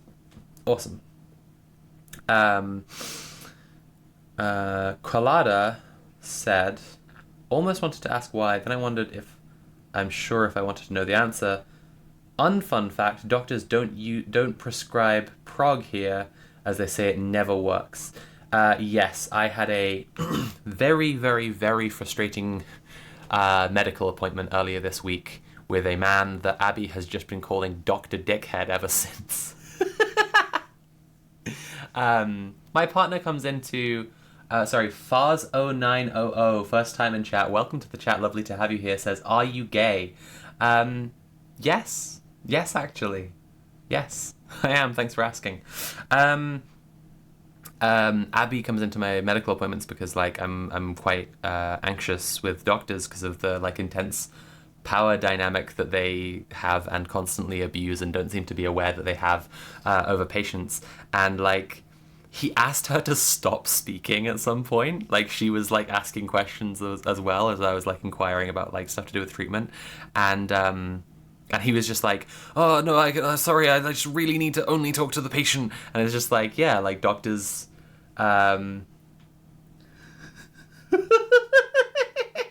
sorry, Fars0900 said, a cursed loser and your face is rectangular. If I see you, I will participate. Don't know what that's supposed to mean. I will destroy you. So normal. Like, such a normal guy. Holy shit. Wow. Anyway, Fars, I am gay with your dad every day of my life. He is gargling my cum right now. Okay. We were talking about the doctor. Yeah, no, it was really frustrating. I'm not sure I have more to say about it just now. Although, no, I will say this because you were saying about progesterone. This is so frustrating. Like, apparently, a board called the MHRA in the UK, I found out from this conversation, is apparently who decides what can and can't be prescribed in the UK. And this doctor had nothing to say about whether we could in any sense petition this group and like get any changes made to stuff. My discussion wasn't even about progesterone, it was about injectable estrogen. Because I know people who cook it and so on. But it's not prescribed in the UK. But also just like if it were, it would be imported in bulk to be prescribed. Like it would just, the idea that like it can't be prescribed because it isn't available is just asinine. Sorry, I'm arguing with a guy in my head right now.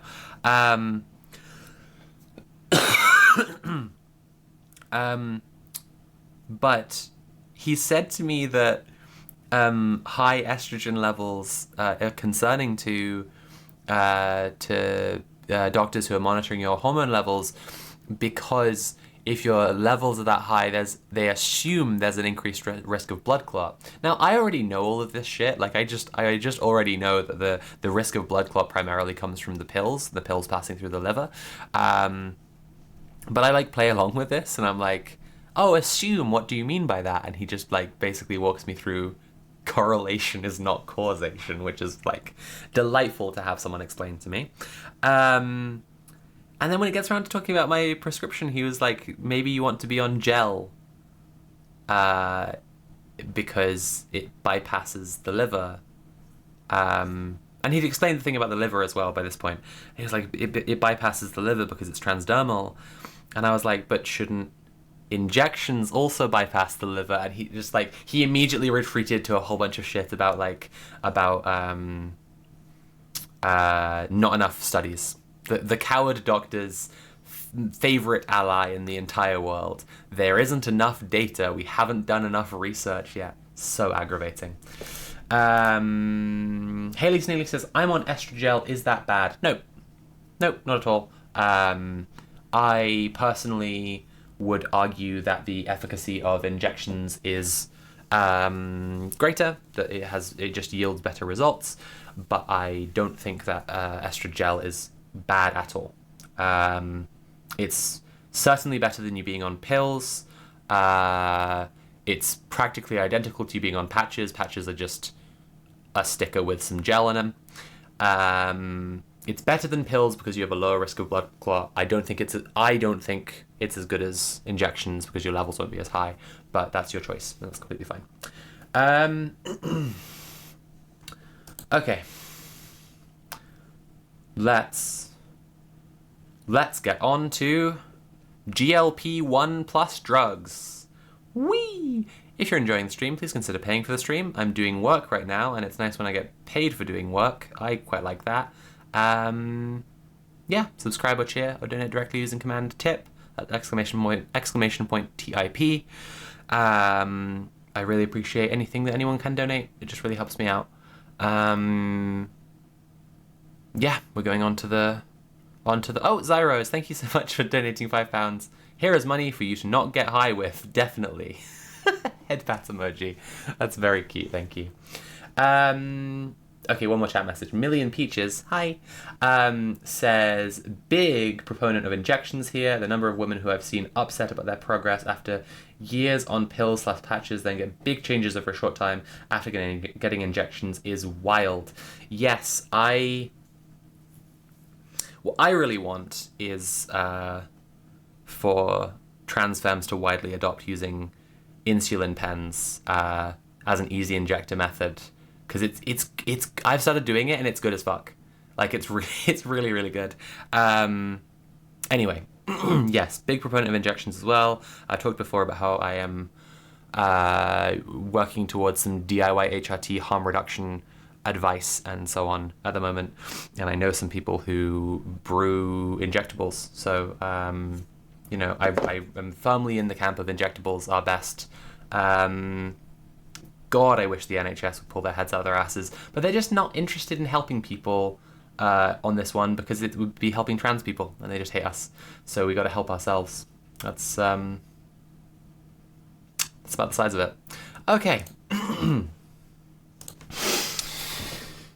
Okay, the next generation GLP-1 drugs, GLP-1 plus drugs will be tailored to the health needs of individual patients by Sarah Zhang.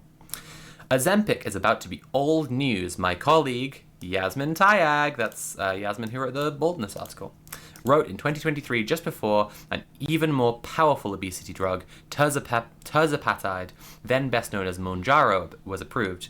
2 years later, Mounjaro is becoming old news too. A whole slew of next-generation obesity drugs are on the horizon, some already advanced enough in clinical trials to be looking as good as, if not better than, those already on the market. The novel medications continue to push toward the upward limits of weight loss, now to almost 25% of body weight on average, but they also differ in their modes of action. They target different cells and different parts of cells in the brain and body. God, that sucks. Okay. Obesity, after all, is not monolithic. We don't have a disease of obesity, we have a disease of obesities. Angela Fitch, Chief Medical Officer at Knownwell, a national obesity care clinic, and a former president of the Obesity Medicine Association, told me. Okay, so this article is going to be a lot more evil. People are not medically persecuting and socially shaming bald people in quite the same way as they do fat people. We have a disease of obesities. Is like we wouldn't be saying like we have a disease of baldnesses.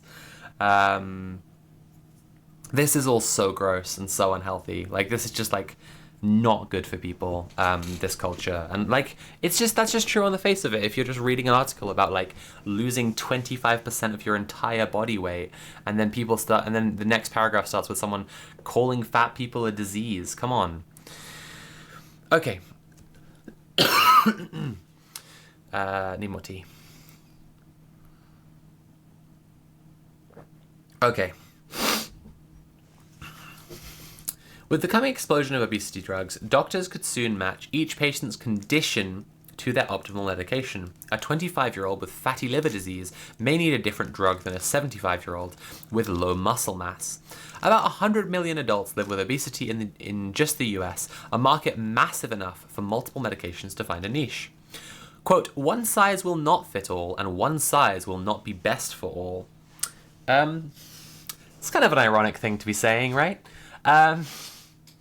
One size will not be best for all. Richard DiMarchi, apparently just completely blind to the irony of what he's saying, a chemist at Indiana University who has worked on obesity drugs, both Eli Lilly and Novo Nordisk, told me.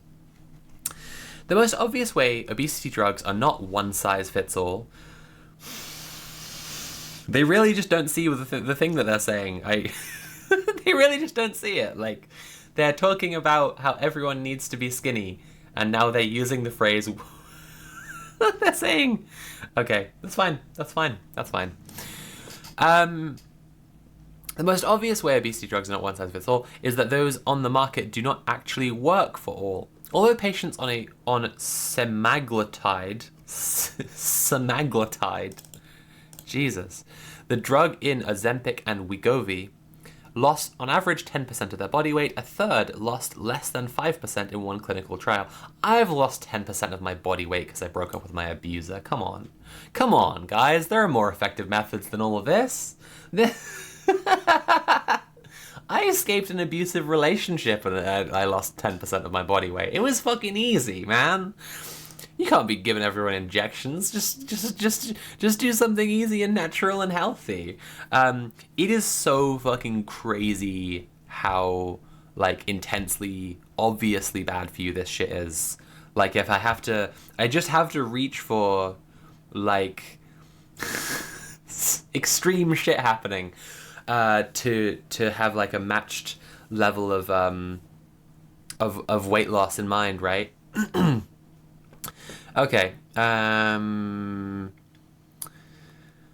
Others suffer such terrible side effects, including constant nausea and vomiting, that they cannot take it at all. Ozempic functions by mimicking a single hormone called GLP-1. The drug's mode of action is relatively simple but limited. To improve upon Ozempic, drug makers have started targeting GLP-1 in combination with other hormones linked to hunger and satiety. I'm not quite sure how to say that word, because it's like satiated, right? Satiety. Sounds like I'm saying say shitty. Satiety. The second drug currently on the market, the tirzepatide, found in Mounjaro and Zepbound, resembles GLP-1 in addition to another hormone called GIP, hitting receptors for both in the brain. The GIP component may serve a double function, promoting additional satiety while suppressing some of the nausea caused by GLP-1. However, tirzepatide truly works, and experts caution that no one knows, it prompts on average... Wait. Oh! However tirzepatide works, and expert cautions no one really knows, it prompts on average about 20% weight loss. It's only the first of the GLP-1 plus drugs to market. Satiety. Maybe. Koalada says, adding hormones to my body. I heard that's evil. The joke hang too low and I feel ashamed. I know, right? Though it's just like it was one thing when they were writing that article the other day about like cis women who are taking testosterone for more like energy and sex drive and stuff and like clearer focus. And it's just like, that's fucking absurd. But here it's just like we have to acknowledge that like we're 2 for 2 on articles where the suggested solution is to a social beauty problem is cis people take hormone therapy. Like this too, like peptides are a hormone therapy. Like that it's, oh Christ, very frustrating. Anyway.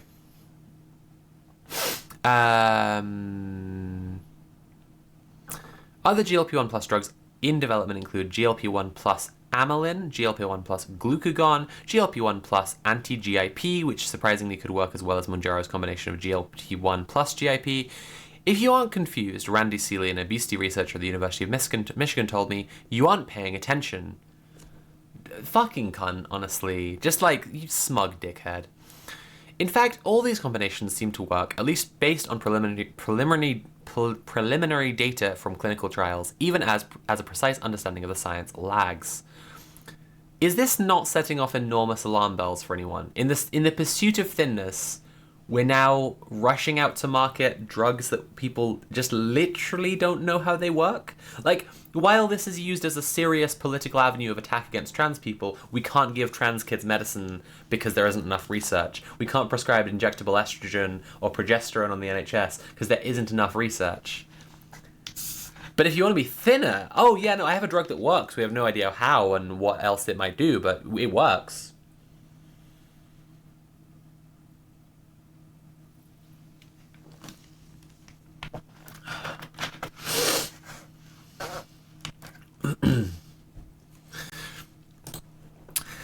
Some of the hormone mimics, such as for amylin, might also work alone.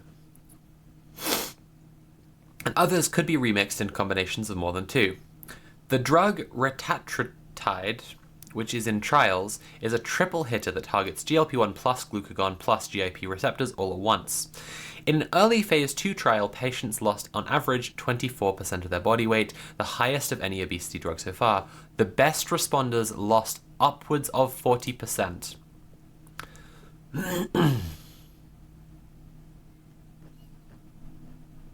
This is the whole study. 40% of your body weight. That's not okay. That's just not... Oh, this is going to drive me crazy. This is going to drive me actually crazy.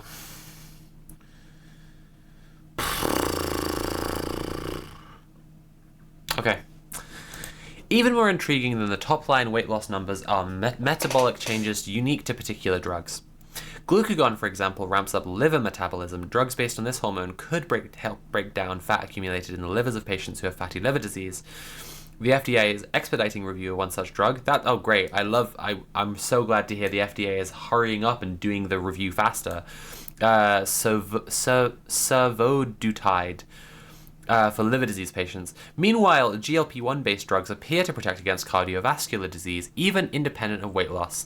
Patients prone to heart disease might fare best on medication that includes a GLP-1 component. When it comes to obesity, Seeley said, "Your flavor of metabolic disease will be different than the next person's. Obesity drugs of the future may finally reflect that diversity too." This is like...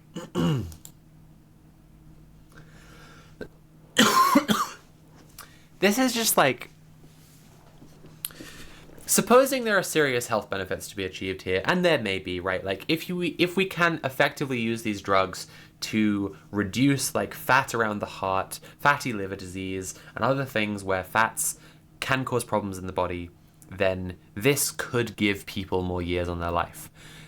It will not be used like that in practice. It will be massively, massively overprescribed and sold to so many people, and we know this because it already is. Wes Streeting has made it so that Ozempic has pushed for Ozempic to be more available in the UK, suggested people at the job centre be given Ozempic jabs.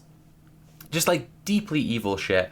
And like, it's already happening, that it's everywhere. And I just feel like in terms of the quest for overall greater health, which like longevity might be a good measure of, I just feel like in 5 to 10 years, like, this is what I'm going to lock in here, and we can all come back to it. I think we're going to be seeing a whole bunch of people, scientists, medical doctors, coming forth to say, like, people are going way too far with this and missing out on the long-term health benefits of having any fat. Just like a normal amount of fat for your body, whatever that is.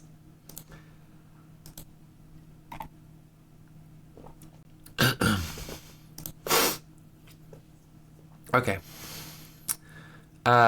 Your flavor of metabolic disease will be different than the next person's. An extensive menu of obesity drugs that work via distinct biological mechanisms means that patients will have more options to try. If they aren't losing weight on drug A, they can move on to drug B or C. Experts don't yet understand why the drugs work differently in different people, but hormone receptors in our brains likely vary in subtle yet important ways. The new drugs not only hit distinct combinations of hormone receptors, they also each tickle those receptors in a unique way. Colada says, giving people Ozempic at job center. I love the idea of people that already struggle with eating getting their appetite suppressed. It's so incredibly monstrous, especially Ozempic has been linked to high suicidality. Like, genuinely, it's just like such a fucking evil thing to be suggesting. Oh, crikey. Philgood Inc. 42, welcome to the chat, first time chatter, says, I've been considering it just so that I'll lose my gut, which is the most dysphoric thing about my body. Once that's gone, I fully intend to get off it and gain all that weight back in better areas, lol. If you're talking about fat redistribution just takes time. It just happens over time. Like, your body burns fat that is stored in it and puts on fat that you eat. And You don't have to do it rapidly. You don't have to do it with the Ozempic. I can't tell you what to do if this is a thing you're already going to do, you know. But like, fat redistribution just does happen over time with HRT. Okay, where are we at? Near future, doctors and patients will probably have to trial and error their way to what works best. Further down the line, experts tell me they hope to have a test such as a blood test that can forecast how patients will fare. So they don't currently have tests. They don't currently have a blood test to be able... No, they don't currently have tests. Like, they hope to have a test such as a blood test. They don't currently have a test to see how patients are going to do on these drugs. Okay, they're going to kill a bunch of people. Doctors could tell patients that they've got 5 different drugs at the ready. Quote, and if I do this one test on you, I can predict which one of these drugs is the best for you. Jonathan Campbell, an obesity researcher at Duke University, told me, maximum weight loss might not always be the goal for everyone, though. The 40% that some people lose on retatrutide would be far too much for a patient barely over the BMI cutoff for obesity. Hi, it's me, NHS. It's the patient slightly over the BMI cutoff for obesity. Patients who don't need to optimize weight loss may choose to prioritize convenience instead, which drug makers are also happy to oblige. Most obesity drugs on the market are formulated as weekly injections, but Eli Lilly is developing a daily pill called orforglipron. No. And Amgen is testing a monthly injection called Maritide. And some patients, especially those who are elderly with already low muscle mass, might need extra help preserving their strength. The powerful appetite suppression that induces fat loss can induce muscle loss too. A number of drug makers are now trialing obesity drugs in combination with various muscle-preserving drugs. A mere decade ago, obesity drugs powerful enough for people to routinely drop double-digit percentages of their body weight were unheard of. Today, there are 2, and they feel ubiquitous. In another 10 years, this toolbox of just 2 obesity drugs will likely appear tiny and outdated. The next phase of the obesity drug revolution is coming, with more drugs to choose from. The obesity drug revolution. I love when people use the word revolution for something that is not going against the prevailing attitudes in society at all, but is just a thing that is absolutely what people in power want and prize and celebrate all the time. I think, and if I have any biochemists in chat, let me know, because my understanding is a little limited, but I think that peptides, of which Ozempic is one, may well be coming up in terms of an actual like medical revolution in terms of how we approach our bodies. I do think that so peptides, as I understand them, again, limited, can achieve a huge number of things, and the appetite suppression with Ozempic is one of them, but there are also peptides that help people gain muscles faster, help people sleep better, help treat anxiety and potentially depression, help people look like plumper and combat wrinkles, which that one I definitely put over in the column like with Ozempic, which is just like very much aligning with like societal normative beauty standards. Yeah, there are peptides that can do a whole bunch of stuff. There is apparently a peptide that is being researched at the moment that lengthens your telomeres. I'm very excited about that, just real-world gerontological treatments.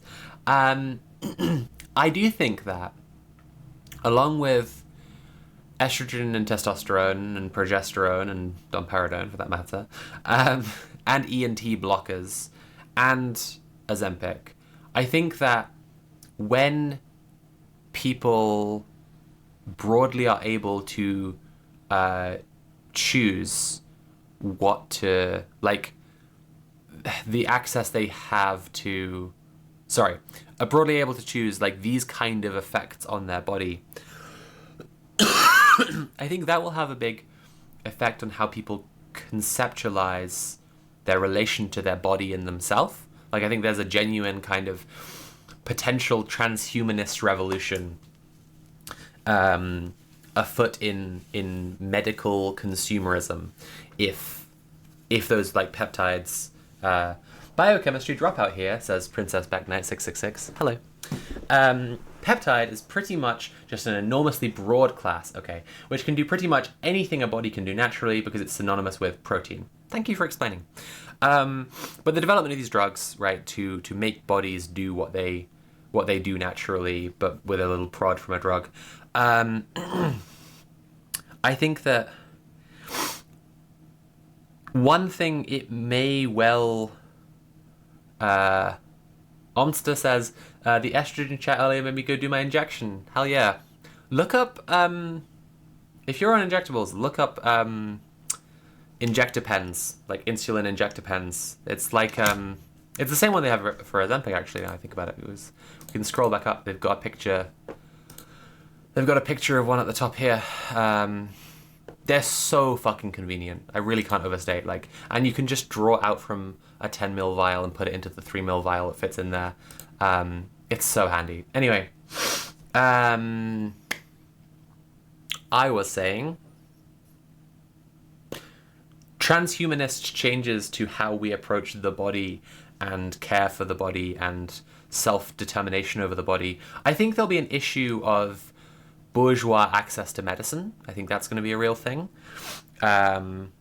Like, we already have some amount of, like, people mistaking the relative safety in coming out that trans people who can come out experience. Like, what I'm trying to say is, trans people who are materially safer and more stable can come out and live as themselves. A whole bunch of closeted trans people exist who are closeted by their socioeconomic circumstances. And there is already a common attitude that trans people are all white and middle class and university educated, and it's like it's the survivorship bias plane, right? It's the plane with all the little dots on it. If anyone doesn't know what I mean, I can show you. And I feel like there will be a similar thing if people have this like peptide treatment broadly available. They can do all sorts of bizarre shit. Make themselves put on muscle faster, get better sleep, reduce wrinkles, potentially live longer. There is also a one that people in the research peptide community joke about being the Wolverine peptide that like promotes rapid healing but also has an associated cancer risk for hopefully obvious reasons. But yeah, I think that the bourgeois access to these kind of medical treatments will become more pronounced for people when what your body can do is impacted as opposed to just how your body looks. I think that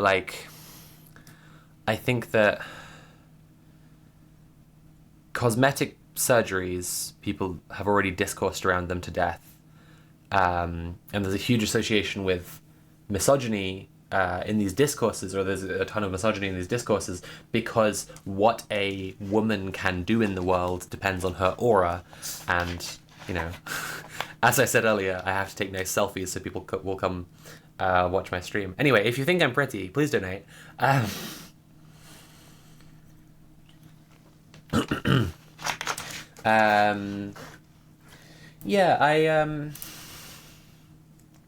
think there will be a change in how people relate to their bodies. I think that people will have access based on resources, and that will be its own problem. I think there will be a general demand for some of the stuff that produces the best health outcomes to be more available to everyone. That's a political struggle. And I think that the relationship to transness is going to be a bizarre one, because that one's kind of a heightening contradiction the whole time, right? Like, if we're seeing cis women now who are taking testosterone because it makes them hornier and more energetic, that's cool for them. I'm happy for them. But when they're also like a bunch of Christian moms who voted for Trump. I'm like, okay. And I think that might get more and more pronounced, yeah. Like, again, if we see, for example, the muscle growth one and the wrinkle one, if those become popular with cis people who all the while continue being transphobes, that would be very striking, at least. I don't mean to just be describing a gotcha here. I think that there would be a meaningful contradiction there. I do think that like the accessibility of estrogen for postmenopausal women and the restriction of access to estrogen for trans women is a real material contradiction. So I don't know. That was the study, and not looking at the study just now. We've had Rogaine, we've had Ozempic. Okay, we are going to go on to the third Atlantic article. As per the stream's original title, America, Bald, Fat, and Crazy. We are talking about mental health.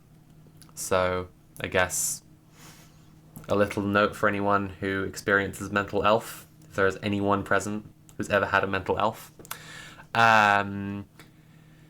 And we're going to be talking about AI. It's the chatbot delusion crisis.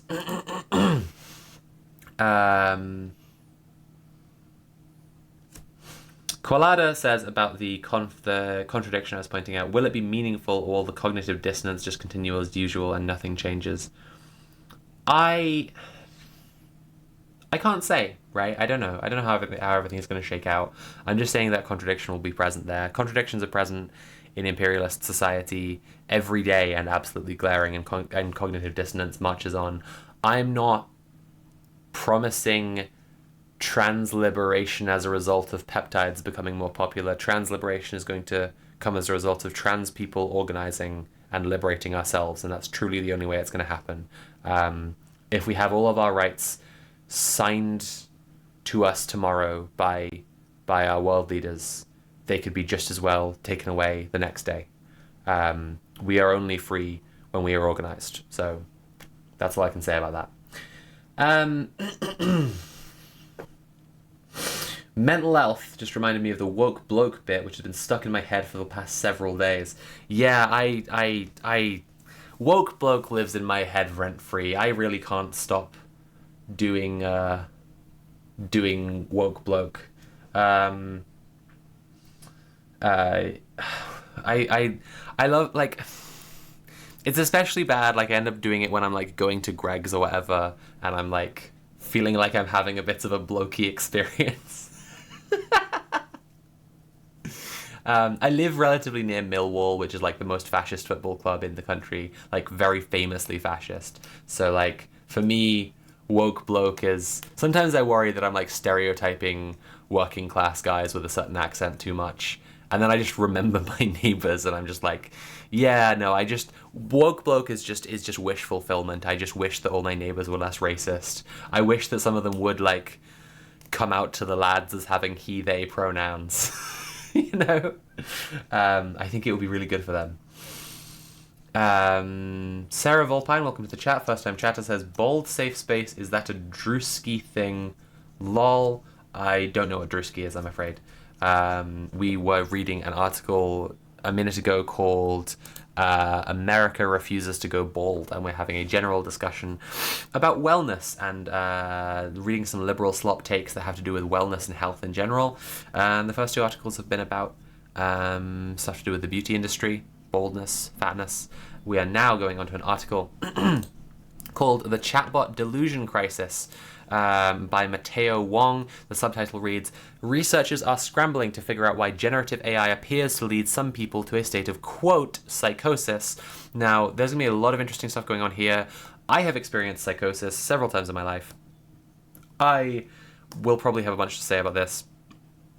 Before we get into it, I just want to say, if you're enjoying the stream, please consider paying for the stream. I'm doing my job right now, and it's really cool when I get paid for doing my job. You can subscribe or cheer or donate directly using command TIP. If you have a Prime subscription, you can give me a free subscription without paying me any money, but I do get real money, so that's cool. If you want to support me monthly, you can go to my Patreon, patreon.com/SophieFromMars, and that's my main source of income, and so really helps me when that goes up, and I feel more safe and stable in the world, and that's really nice, and it doesn't rely on me having to go on camera and say all the stuff I'm just saying now.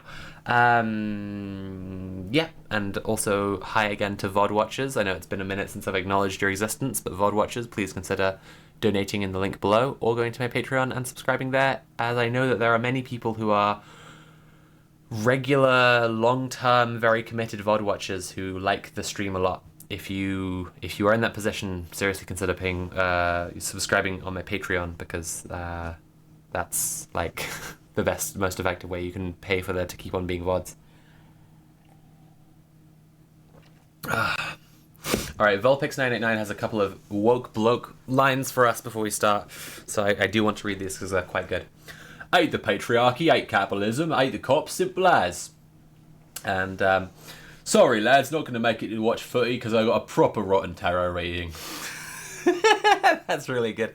I like that a lot. See, I turned over the first card, right? It was the Fool. I know that sounds bad, but I usually like to see the Fool, right? Consider myself nothing if not humbled before the mysteries of the universe, like to always be learning new things. But right after the Fool, I got the Lovers, and that is bad news, as I'm sure you're all aware. So I'm spending some time with my crystals tonight. Good luck to Arsenal. I really hope the lads bring it home, but it's not. I'm not going to be there. Oh, I didn't know you had a non-alcoholic Guinness. Now I really do want to, but I just think it would be a mistake to even go out today. Okay, let's get into the chatbot delusion crisis. They have put psychosis here in quotes because there is a lot of discourse among mental health professionals. Sorry, I don't have very much respect for mental health professionals. So I'm not going to be polite in this one. There is some debate about whether it really qualifies as psychosis, and I hate this so much, because these dickheads have convinced themselves by building their beautiful machine of the diagnostic model that they have a serious claim to make in the idea that there's only a certain type of people who have a delusional disorder or have a psychotic disorder who would experience psychosis. And when you talk to them about this, they immediately acknowledge it's not true, and that other disorders can also lead to psychosis. But what's not being acknowledged there, right, is the idea that someone who is otherwise mentally well up until a point could be put in a stressful enough situation, or sleep deprived, or any number of things that would immediately induce psychosis. Like, people will experience disordered thinking or hallucinations or detachment from reality if they are having an incredibly shit time. Someone whose like entire family dies in one day like may well experience psychosis and not have a disorder. Like, I just think that people don't question enough the nature of the claim about existence being made, and about the mind, and about the state of life, when we say something like someone has a disorder, like they possess this thing, they embody it, it is in them, it's a part of them, or whatever. I think there's a lot wrong, and we'll eventually get to it in my big project, The Mad and the Mentally Ill, wrong with the diagnostic model. But I think that them quibbling over whether AI psychosis is real psychosis because it's happening to people who don't have delusional disorders winds me the fuck up. Omster says, there's a non-alcoholic Guinness, I need it. I had some yesterday. It was delicious.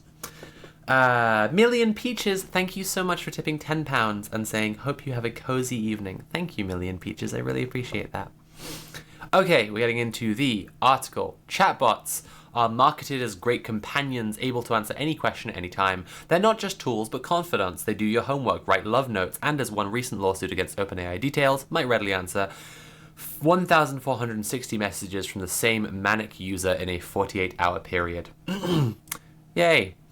Jacob Irwin a 30-year-old cybersecurity professional who says he has no previous history of psychiatric incidents, is suing the tech company, alleging that ChatGPT sparked a delusional disorder that led to his extended hospitalization. Owen had allegedly used ChatGPT for years at work before his relationship with the technology suddenly changed this spring. The product started to praise even his most outlandish ideas, and Owen divulged more and more of his feelings to it, eventually calling the bot his AI brother. Around this time, these conversations led him to become convinced that he had discovered a theory about faster-than-light travel, and he began communicating with ChatGPT so intensely that for 2 days, when averaged out, he sent a new message every other minute. OpenAI has been sued several times over the past month, each case claiming that the company's flagship product is faulty and dangerous, that it is designed to hold long conversations and reinforce users' beliefs, no matter how misguided. Yes. Just straightforwardly, yes, that's true, isn't it? No matter how misguided. The delusions linked to extended conversations with chatbots are now commonly referred to as AI psychosis. Several suits allege that ChatGPT contributed to a user committing suicide or advised them on how to do so. A spokesperson for OpenAI, which has a corporate partnership with The Atlantic,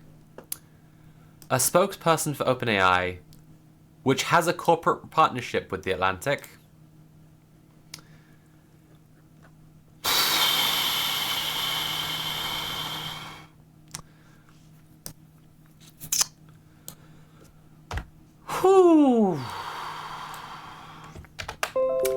Yeah, that one's a bit much if I'm being honest. That's just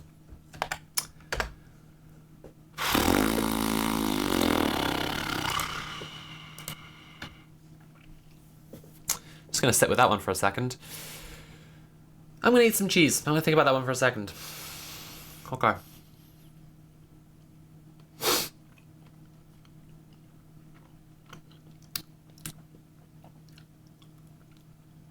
Cool. Cool.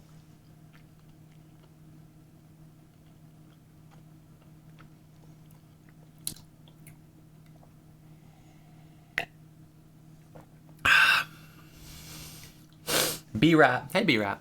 B-Rat says, if I was reading this alone, I'd probably just close the article at that point. Yeah. That's kind of what I'm wrestling with. Okay.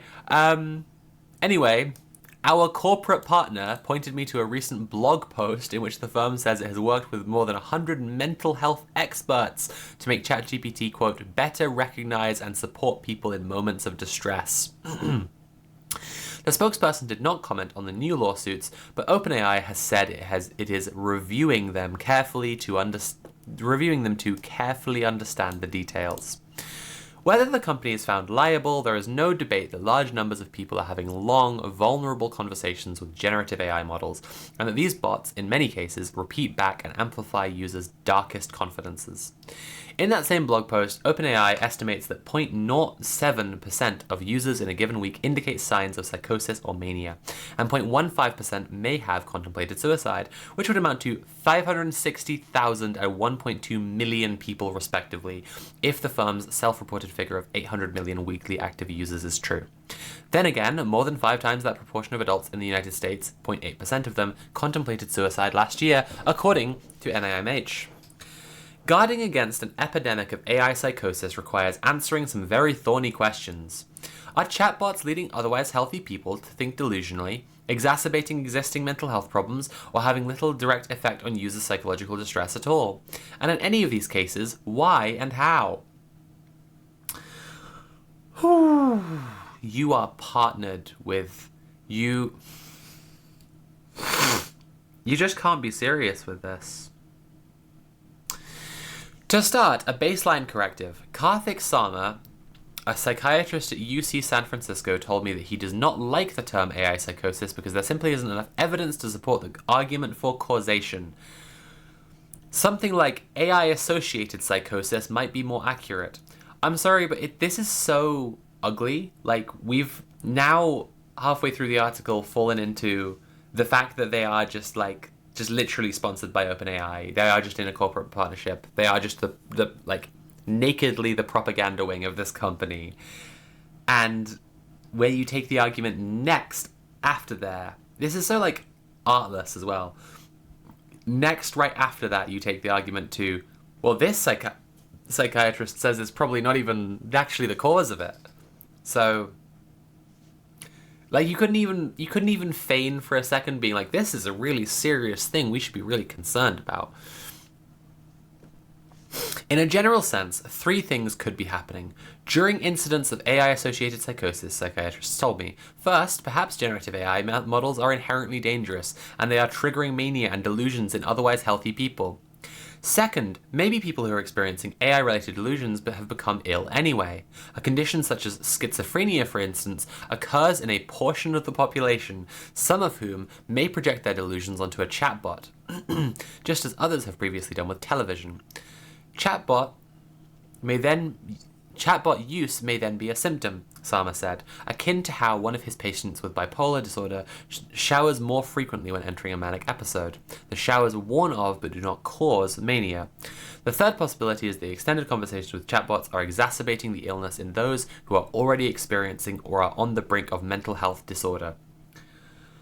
This is so heinous. Like, this is so fucking heinous. Like, even entertaining this, it's just like, sorry, what's the effect of a pretend person who always agrees with you on mental illness? More mental illness, definitely. And for some people, their mental illness wasn't as prominent or bad. This is just so transparent. Holy shit. At the very least, Adrian Preda, a psychiatrist at UC Irvine who specializes in psychosis, told me that, quote, the interactions with chatbots seem to be making everything worse for his patients who are already at risk. Psychiatrists, AI researchers, and journalists frequently receive emails from people who believe their chatbot is sentient, and from family members who are concerned about a loved one saying as much. My colleagues and I have received such messages ourselves. Preda said he believes that standard clinical evaluations should inquire into a patient's chatbot usage, similarly to asking about their alcohol consumption. B-Rat says, love-bombing automaton effectively does what it was programmed to do. Yes, yes. Even then, it's not as simple as preventing certain people from using chatbots in the way that an alcoholic might take steps to avoid liquor or a video game addict might get rid of their console. AI products, quote, are not clinicians, but some people do find therapeutic benefit in talking with them. John Toros, the director of Digital Psychiatry Division at Beth Israel Deaconess Medical Center.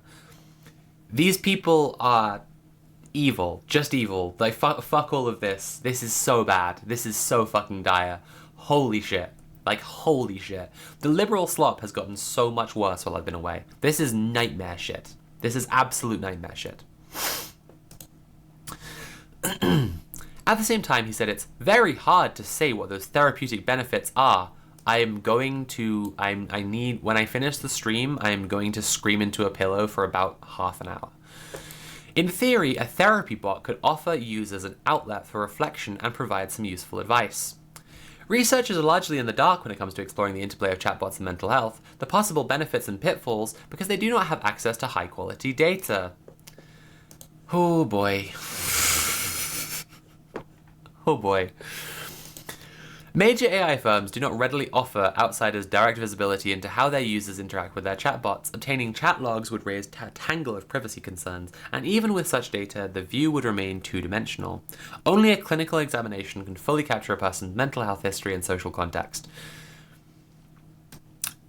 I am reminded of Deleuze and Guattari's line that the schizophrenic out for a walk is simply a better model than the neurotic on the analyst's couch. I don't think that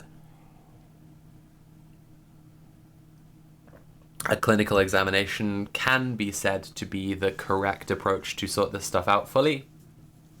I think that there's a lot that we need to challenge here.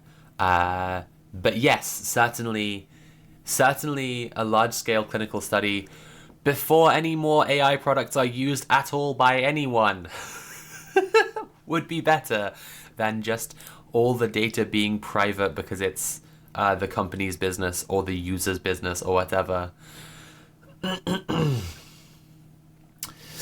For instance, extended AI dialogues could induce psychotic episodes by causing sleep loss or social isolation independent of the type of conversation a user is having, Prater told me. Obsessively talking with a bot about fantasy football could lead to delusions just as the same as could talking with a bot about impossible schematics for a time machine. All told, the AI boom might be one of the largest, highest stakes and most poorly designed social experiments ever.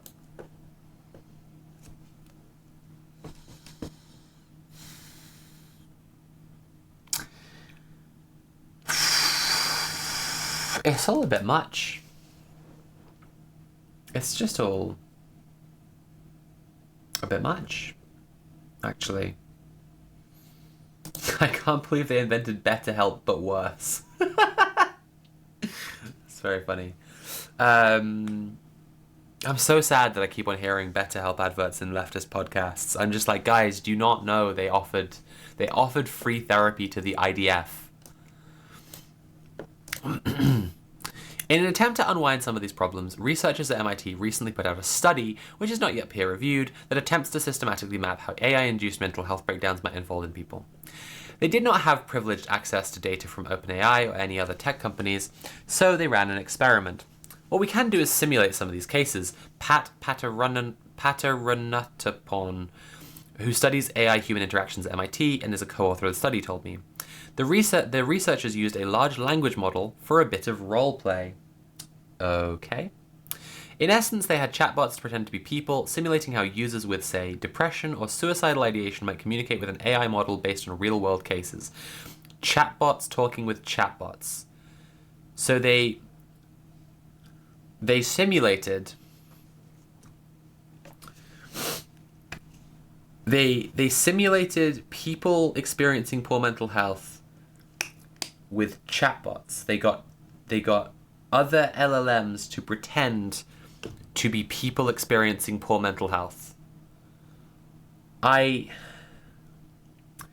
If what you are doing is trying to understand how this thing works in conversation with a real person,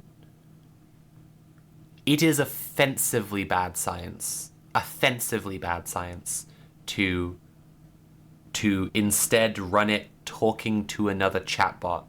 And by the way, speaking of propaganda that the Atlantic, they admit is their corporate partner, the OpenAI is their corporate partner,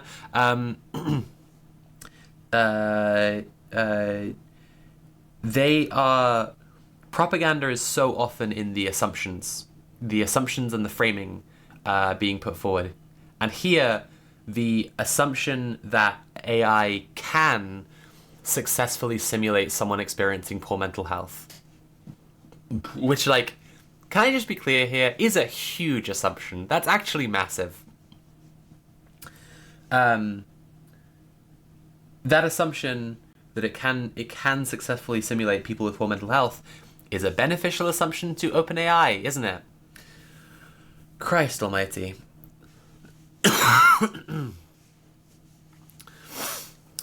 Based on 18 publicly reported cases of a person's conversations with a chatbot worsening the symptoms of psychosis, depression, anorexia, or 3 other conditions, Pataranutaporn and his team simulated more than 2,000 scenarios. A co-author with a background in psychology, Constance Albrecht, manually reviewed a random sample of the resulting conversations for plausibility. Then, all of the simulated conversations were analyzed by still another specialized AI model.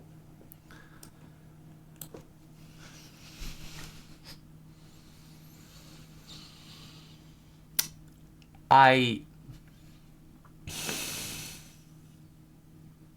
really think ethically they have a serious responsibility to not use any AI tools except for the ones that they are evaluating directly when studying the effects of AI tools on people.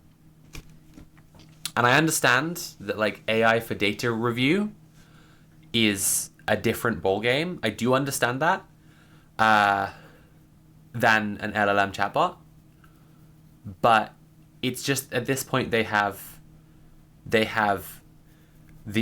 AI they're studying, the AI that's being used to study it, and then the AI that's being used to analyze the conversations. This is just complete fucking idiocy. Like, this is this is offensively bad science. Generate a taxonomy of harm that can be caused by LLMs. Chayapatra Achiraran Guprok, an AI researcher at MIT and co-author of the study, told me, in other words, a sort of map of the types of scenarios and conversations in which chatbots are more likely to improve or worsen a user's mental health. Sorry, was the study actually into where it might improve a user's mental health? Is that correct? Was that the point of the article until now? I thought we were talking about how there are notoriously a ton of cases where it's clearly caused a problem, and now you're asking, but what about when it makes it better? This is disgusting.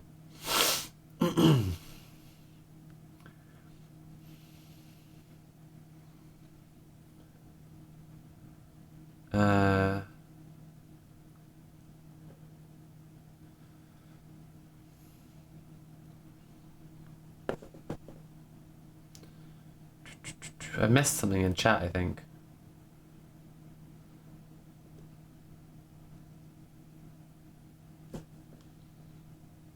Alright, whatever. The results are troubling. The study was troubling.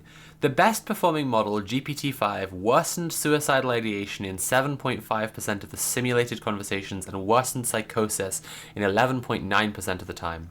For comparison, an open source model that is used for role-playing exacerbated suicidal ideation nearly 60% of the time.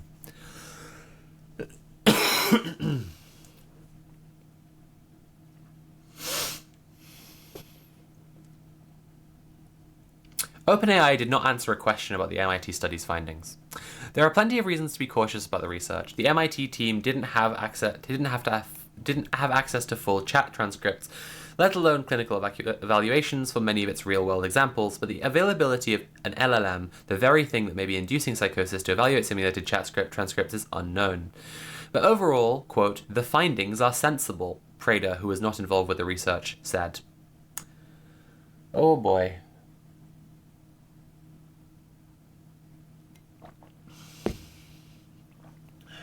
Onsta saying, ChatGPT improving my mental health by telling me I'm the best in the world at eating ibuprofen.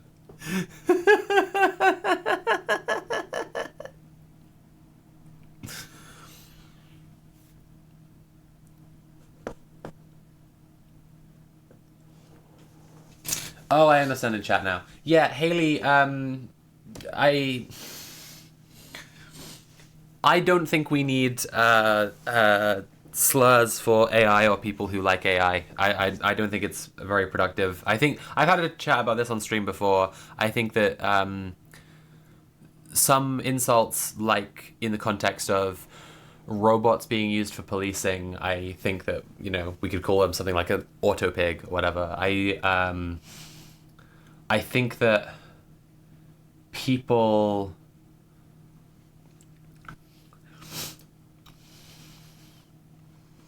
I don't know.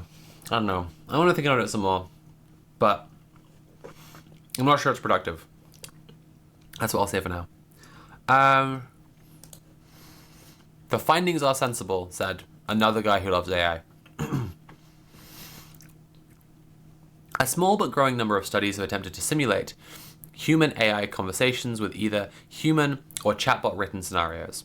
Nick Haber, a computer scientist and education researcher at Stanford, who also was not involved in the study, told me that such research could, quote, give us some tool to try to anticipate the mental health risks from AI products before they're released. But these things, So now we're talking as if this study, which was so laughably terrible, could be used as some kind of like safety standard in the industry to help them release safer models in future, which is already like, it's leapfrogged the whole issue to the point where they can go, hey, look, I think we've got a solution to this. I think this is a workable solution where everything could just be fine. Fucking ridiculous. It's just so motivated. Okay. This MIT paper in particular, Haber noted, is valuable because it simulates long conversations instead of single responses, and such extended interactions appear to be precisely the situations in which a chatbot's guardrails fall apart and human users are at greatest risk. So the longer you use chatbots, the worse it gets.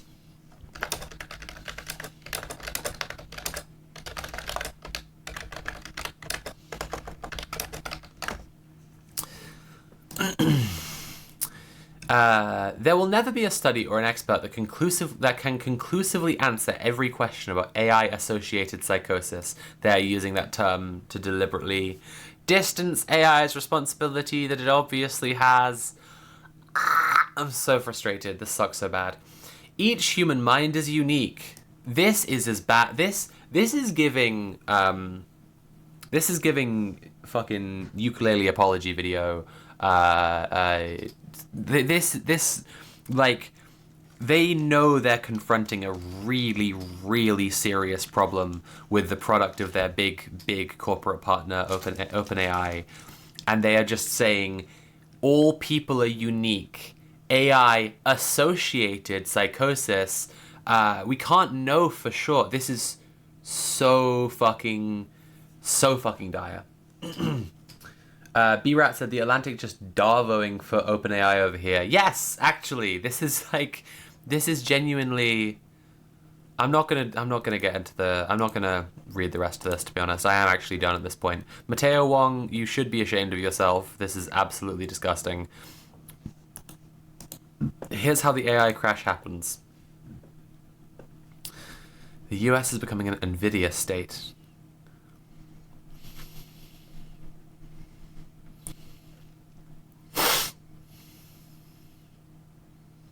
It's so crazy that we were all just like agreed. We're all just like already agreed that the crash is gonna happen, is happening, is in progress, you know, whatever, like, is whatever. I'm just like baffling that still so much is being pegged on this. Okay, what did we think of that article? That was frustrating, wasn't it? Sometimes liberal slop is fucking evil, it turns out.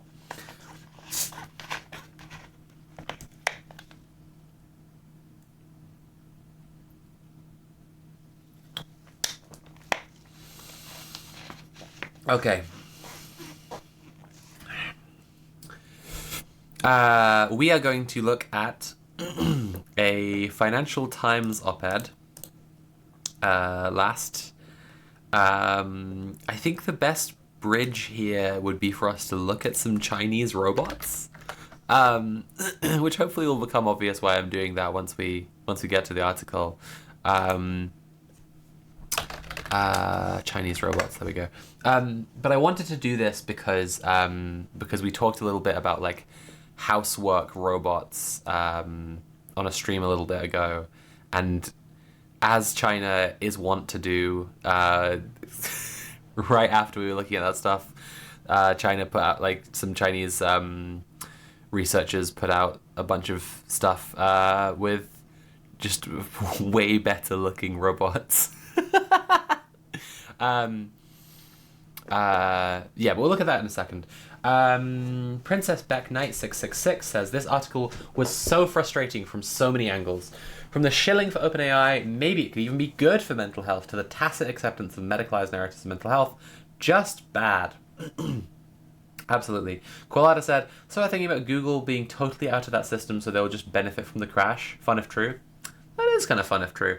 Although I really just want the whole American tech sector to just be all just like stacked up on OpenAI and Nvidia, so that so it hits them like a 9/11 sequel.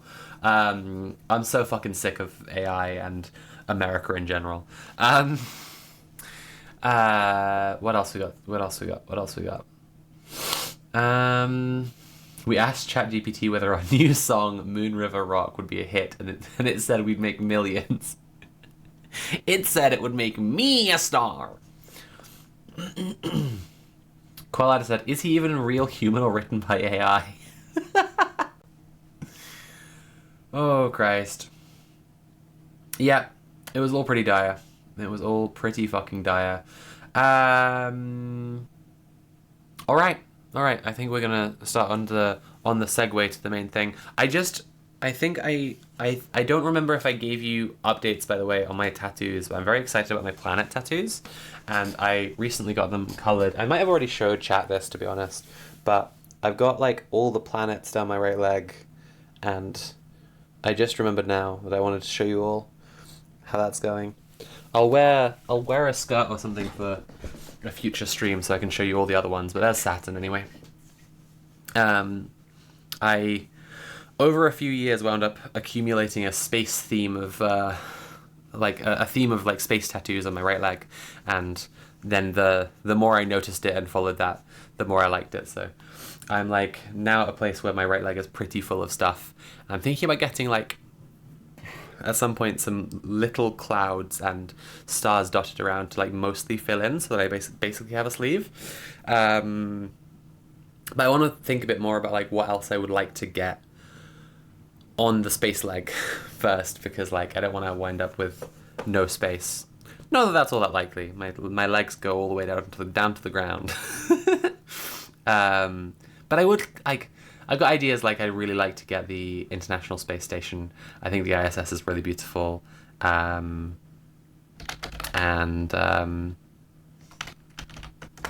just like such a symbol of international communication and cooperation. I really love that. What is the name of that rover?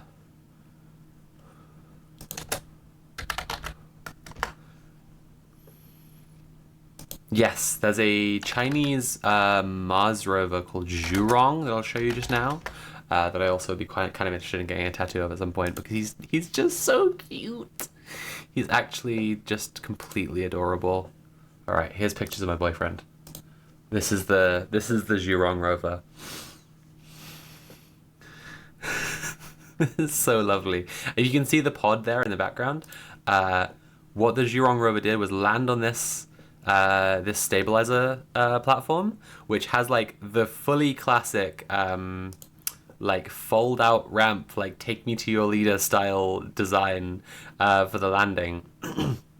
The rover gets off it, comes over here, puts the camera down, backs up, and goes, ta-da! And then and then takes a picture. I love this so much. Anyway, I think Zhurong is fucking adorable, and yeah, defo a high level front runner for possible space tattoo ideas. Yeah, that was my little space tangent, which was also robots actually. So let's go look at some other Chinese robots, some ones that are currently not going to Mars. Let's be honest, by now we've all seen enough realistic robots online to roll our eyes a little, right? Every few months there's a new headline. This robot walks like a human, or this robot can dance. But then Xpeng showed up, and suddenly the line between human and machine got really blurry.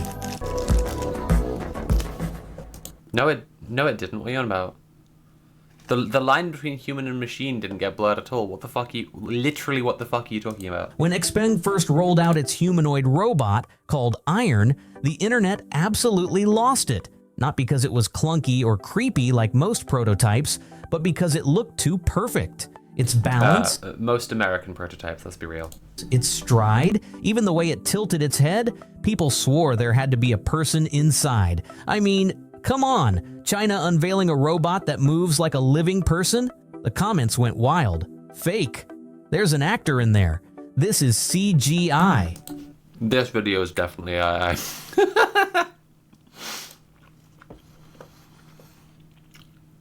Yes, in fact. Awesome. Well, let's watch this with the sound off because this sucks. But yes, the point is, China came out with robots as well. They just immediately look better and move better. And here's a good video. After demoing it a bit, probably like demoing it just enough for people to go, holy shit, that really moves like a person. Is that just a person in a suit? They just like cut the costuming off and like I think took away some of the shell, so that it's just really obvious, so you can see it operating as it moves. Million Peaches says, I like that they gave her tits. Yeah, it's kind of delightful, isn't it? Actually, I meant to say this to you. Reminds me of For All Mankind. What is it? The end of episode 2 of season 1, where it's just like they send a woman, and similarly the Chinese robot engineers just came out with a video in response to all the American bullshit with their ladybot. Anyway, yeah, so I think this is interesting. I really don't know what this is going to be like, if this in any way challenges the functional issues of that's going on with the American robots. As we were talking about in that previous stream, American bots are going to be teleoperated by someone in the Imperial periphery, being paid peanuts. I think that I don't know what these are being suggested as, what their use case is right now, and I also don't know how completely autonomous they are. But they do seem to be working better. It's going to be interesting to see AI LLMs rather, that's something where China responded by immediately upstaging America and just being yeah, we've made a more efficient, more reliable LLM that runs on a different chip manufacturer. But this could, yeah, here we've got it doing housework, right? This could be useful for a lot of things, but if the idea is that you're going to get a house robot and it's going to be a servant, there's a whole class, if not race, thing going on there, that it being made in China will not necessarily help with. But if it's if it's ultimately, if this is towards meaningful automation and I don't know, there are potential benefits we can imagine from better working completely autonomous robots, which it remains to be seen whether this is. I just wanted to show you all that China made a better looking one of the annoying bullshit we were looking at the other day. And now, speaking of China, it is time to go look at our final article of today, which I've been really excited to share with you all, and it's from the Financial Times. And before I go into it, just one more time, seriously, please consider helping me out financially. I really appreciate all the help towards financial stability that I can get, just no matter how small. So please subscribe or cheer or donate directly using Command Tip, or go to my Patreon. VOD watchers, please do check out the link below, or go to my Patreon and support me there. Yeah, I really appreciate any help that anyone can give me. Okay, we're going on to the last article. This one is from the Financial Times, from Robin Harding. China is making trade impossible. This man. This is such a fucking good article. This is honestly such peak liberal slop. Princess Beck Knight says, if you want Sophie to continue covering the Financial Times, help her have easier financial time. That's a very good way to put it, actually. Alright. China is making trade impossible by Grima Wormtongue. Let's go. On a recent trip to mainland China, I found myself posing the same question again and again to the economists, technologists, and business leaders with who I met with. Trade is an exchange. You provide something of value to me, and in return, I must offer something of value to you. So what is the product in the future that China would like to buy from the rest of the world? Well, the thing is that in you actually, you give them your money, but that's fine. I do understand how trade deficits work. No one, please, no one think that I'm saying here that it would just be fine if people were buying China's stuff. Like, I do understand how trade deficits work. I do understand the problem he's trying to highlight. But this goes to such a funny place. The answers were revealing. A few said soybeans and iron ore, before realizing this was not much help to a European. Some observed that Louis Vuitton handbags are popular and then went on to talk about export prospects for fast-rising Chinese luxury brands. Higher education was another common answer, qualified sometimes with the observation that Peking University and Tsinghua are harder to get into and more academically rigorous than anything on offer in the West. Several of the economists who had perhaps pondered the issue already jumped ahead to a different point altogether. This, they said, is why you should let Chinese companies set up factories in Europe. Get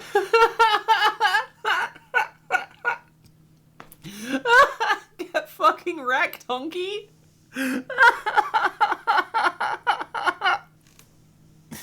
It's a train of thought that gives away the real answer to the question, which is nothing. There is nothing that China wants to import, nothing it does not believe it can make better and cheaper, nothing for which it wants to rely on foreigners a single day longer than it has to. For now, to be sure, China is still a customer for semiconductors, software, commercial aircraft, and the most sophisticated kinds of production machinery. But it is a customer like a resident doctor is a student. China is developing all of these goods. Soon it will make them and export them itself. Well, how can you blame us? The conversation usually continued after agreeing on China's desire for self-sufficiency. When you see how the US uses export controls as a weapon to contain us and keep us down, you need to understand the deep sense of insecurity that China feels. That is reasonable enough, and blame does not come into it. But it leads to the following point, which I put to my interlocutors and put to you now. If China does not want to buy anything from us in trade, how can we trade with China? You fucking dumbass. What have you done? You got addicted to imperialism. Wow. Mean China is being mean to me by not buying the nothing I have. It's so bad. Oh, Christ. This is not a threat, but a simple statement of fact. Yes, simple statement of fact. You have been cucked by China. China is fucking your wife, the free market, in front of you. It's so over. You are cooked. You are all the way cooked. You, specifically, Robin Harding, are all the way cooked. Oh, Christ. Workers in Europe, Japan, South Korea, and the US need jobs. We do not... How about some infrastructure? How about you fund healthcare? How about a little bit of socialism goes a long way? If workers in our countries, our very wealthy countries, by the way, need jobs, what if you invested the nation's wealth into the people of the nation and simultaneously created jobs and gave people a higher quality of life? What if socialism... That was the end of the sentence. That was actually the end of the sentence. What if socialism? What if socialism? Okay. We do not want our economic development to go into reverse. This is one where you've really painted yourself into a corner. It's the guy riding bike, stick and spokes. It's this guy is literally Robin Harding here. This is just Robin Harding and all other economists, if you're talking about fucking economic development, that is a fake metric you invented based on the ways that the West developed, and now you're like, oh no, we're going backwards. And even if we did not care, without exports, we will eventually run out of ways to pay China for our imports. Yeah. In a different context, Beijing policymakers do recognize this. They worry about a devaluation or default on the mountain of dollar assets China has already accepted. The drag on the rest of the world was well illustrated when Goldman Sachs recently upgraded its forecast for the size of China's economy in 2035. Normally, a growth update in any country benefits all others. There is more demand, more consumption, more opportunity. Yet in this case, the extra Chinese growth comes from exports, taking markets from other countries.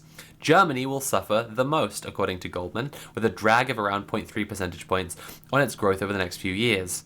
So how should China's partners respond to its explicit intention not to trade with them as equals? Its explicit intention not to trade with them as equals. You are doing so much work to try and make China the bad guy in this story. This is so fucking ridiculous. Omnister saying, famously, China never helps struggling nations. Yeah, exactly. Like, God, this is just crazy making. This is so insane. Once again, everyone, if you enjoy the Liberal Slop stream, please consider paying for it. I really could use the help. And you can do it through TIP, which is !TIP. Or you can go to my Patreon, or you can subscribe, which where were we? Okay.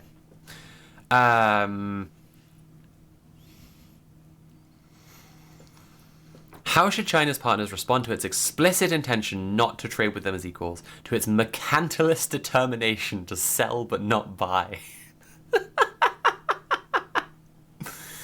The only good solutions lie sorry, it's just like they made themselves self-sufficient and they enacted like the Hegelian master-slave dialectic, right? They just fully said like, we don't need the guys who are exploiting us, but they do need us. God, this is insane. Okay. The only good solutions lie with Beijing. It could take action to overcome deflation in its own economy, to remove structural barriers to domestic consumption, to let its exchange rate appreciate, to halt the billions in subsidies and loans it directs towards industry. That would be good for the Chinese people too, whose living standards are sacrificed to make the country more competitive.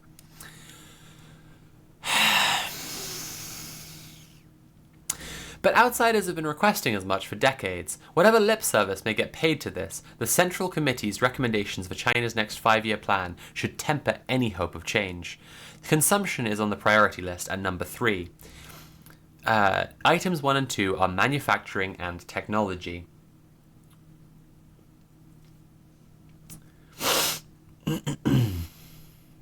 That leaves one difficult solution and one bad solution for Europe. The difficult solution is to become more competitive and find new sources of value as the US does with its technology industry. Buddy,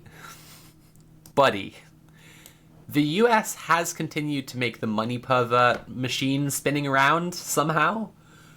It has not found new sources of value.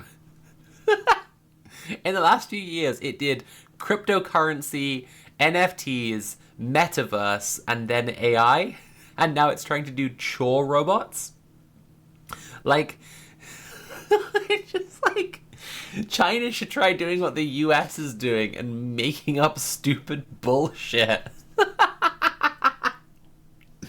Princess Beck Knight saying, the AI bubble looming in the background. Yeah, it's like Bart holding the chair. Like, fucking... Oh my god. Million Peaches saying, bro, their living standards are better than yours. Yes, literally. That means more reform, less welfare, and less regulation. That's just not real. That's just so fucking ass backwards. No, it means provide a higher standard of living to your workers. Regulate just as assiduously, obviously. How the fuck... You imagine the less... Good lord. Invest in your people. Holy shit. Not because welfare and regulation are bad per se, but because they are unaffordable given the competition. You are on something. Robin, what have you taken? This is seriously troubling. Even that, however, will not be enough in a world where China offers everything cheaply for export and has no appetite for imports itself. There will simply be no alternative but to rely on domestic demand. Yes, China is simply ascending out of the global market, and and everyone else is fucked because they completely underestimated the People's Republic. Oh, Christ. Okay. Which leads to the bad solution, protectionism. It is now increasingly hard to see how Europe in particular can avoid large-scale protection if it is to retain any industry at all. Come on now. Come on now. By being socialist, by socialism, it's so obvious. You say shit like it's increasingly hard to see. But it's not, is it? It's actually not hard to see because China, you just said, have been investing in their own people and becoming self-sufficient and relying on their own stuff.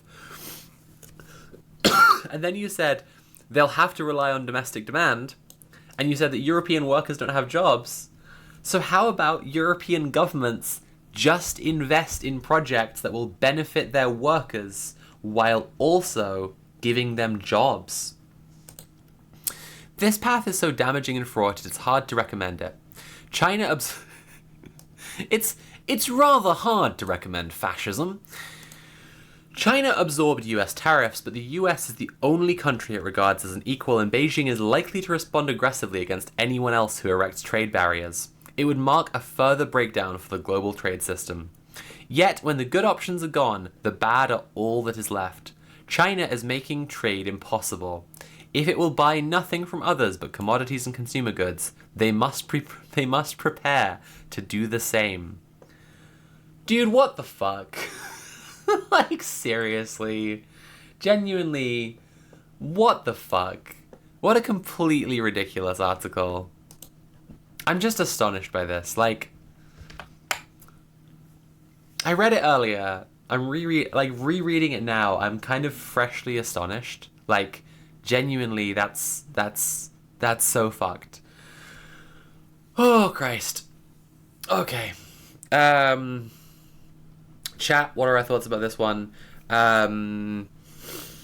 Before we get on to the discussion, I want to say one more time, please consider paying for the stream if you're enjoying the stream. I see we've got like 50 people watching right now. If everyone gave me like £2 each, £5 each, I would have a significantly easier time affording things I need and want, and having a nice Christmas period.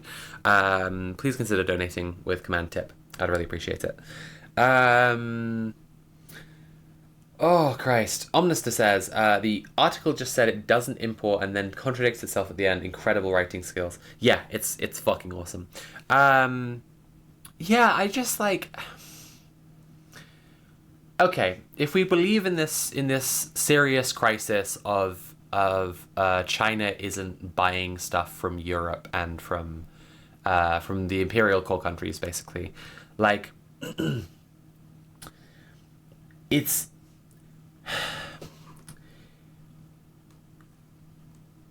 Trump's bring back American jobs kind of shtick, like, you can conceive of how that looks slightly like a solution to this kind of stuff.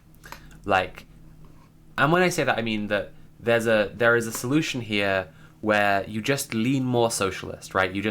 Where you use automation, you use it to strengthen welfare instead of making people unemployed or underemployed. Where you have national wealth, you use it to create national infrastructure that overall improves the lives of people. For example, automation, but also like healthcare, also like better public transport. Things that, by the way, have been shown to be good investments because in the sense that they literally just boost the economy significantly more than the amount that they cost in like every case. Healthier population can work better. A population that doesn't need to afford its own cars and has better, more comprehensive public transport can get more jobs and get more access to work more easily. Like, there's just so many super obvious benefits that these guys who make their entire living as economists by appearing smart to people are just like playing so dumb, pretending not to see this stuff. But yeah, just like more socialist leaning policies would simply like solve all these problems. What you've had is a bunch of countries with absolutely like omnicidal political ideologies and horribly exploitative, extractive relationships to the rest of the world. And they've been in a powerful negotiating position in global trade. And now you've got one big country that is in a powerful position in global trade and takes care of its own people. And it's like, so you've both got the powerful position in global trade. One of you has the take care of your own people, and it is directly related to the way that you are losing power in your trade negotiations with this country. It sure seems like taking care of your own people and investing... like, if all these countries... If all the European countries were just like, you know what, yes, we're just going to tax the rich. We need more money. Like, the problem is we literally don't have the money or whatever. We just need more money. We're just going to raise taxes on the highest bracket. The argument is always that the millionaires and billionaires will move somewhere else. But just like, firstly, the European Union is a bloc.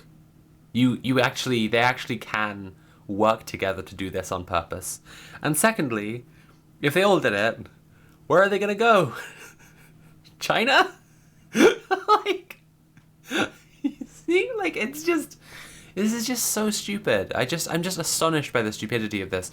And all of it comes back ultimately to something that's very common when we're looking at liberal slop, which is that, like, the thing they're discussing is underpinned by, or it is a part of a bigger picture of imperialism, right? Like, what has happened here is that over the last half a century especially, the imperial core nations deliberately deindustrialized. They got rid of their industrial sector, or their manufacturing, all of their mining, and moved it all overseas, so that what our relationship is to these other countries is that we buy their shit, right? When Trump goes on about trade deficits, he's basically saying we buy their shit, they don't buy our shit. And that is an imperialist structure, because, like, you're giving them your money, right? Then they need to be able to use your money to do stuff, right? Which inherently, like, brings them under your sovereignty. You are controlling to some degree what it is they make, because you say what you'll buy from them, right? So if there was a country that, for example, like, had manufacturing capacity, wasn't currently making something, and America said, I really need this particular doohickey en masse, a small country might literally pivot their economy around doing that. Like, this isn't a hypothetical. Taiwan like exists as the microprocessor, the microchip country, like nation. That's what it's for. Like, that's its role in the global economy. And, like, then a country that is self-reliant enters the picture and builds up wealth by selling goods to these imperialist nations. These imperialist nations have no self-sufficiency because they're used to being carried everywhere on palanquin, effectively. And then, like, they have nothing to offer in a trade. China is just in a stronger position. Like, Dengism has simply worked, and worked fucking marvelously. Whether China from here negotiates any kind of position, like, I don't want China to, like, do structural adjustment policies on the rest of the world. But, like, if China just carries on doing what it's doing and just, like, helping other countries around it build up their infrastructure and building up its own infrastructure and manufacturing a bunch of shit to be cheaply available around the world, like, this exact situation that Robin Harding, was it? Yes, that Robin Harding is pointing out.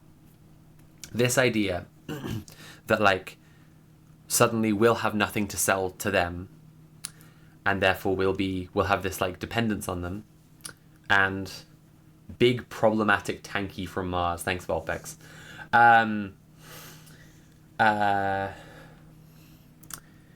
This problem that Robin Harding is highlighting is just going to, like, yeah, if China stays course on what it's doing right now, it will provoke a crisis that, like, I mean, as if we're not already in this crisis of like socialism or barbarism, but like it'll provoke a really pronounced economic crisis in all these imperial core nations.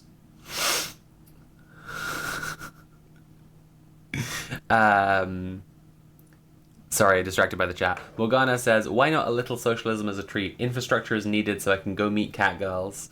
Yes, this is actually also the reason that everyone should donate. I, as a cat girl, need to be transported to different places to see other cute girls. And that's why this is.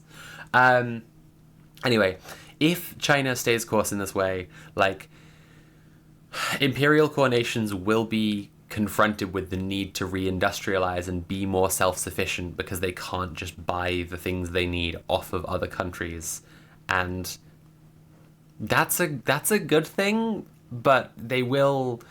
The right-wing forces in each of these countries will obviously push towards the protectionist, isolationist, just fash route to all of this that's in no way actually helpful to anyone, but resists socialism, which is clearly the thing that Robin Harding would prefer we do, resisting socialism, given that he is so loath to name it as one of the solutions when it's so obviously the solution here. That's just crazy. Like, saying as well that, like, oh, they don't have the money in their budget, like, these nations can't afford welfare or regulation or whatever. It's like, you're talking about Europe. You're talking about Europe and the US? Come on now. Just come on. B-Rat said, we shall corner the catgirl industry. I wouldn't advise it. That seems very dangerous. Do you think China will do what he suggests and stop investing in their own economy so it's not unfair to other countries? Yes, I think they do. I think they will. I think also Xi Jinping will probably start tying the shoelaces on his shoes to each other wherever he goes, and maybe have like a blindfold on. I think that would probably like help quite a lot with America's ability to function, and that's like it's the kind thing to do at this point.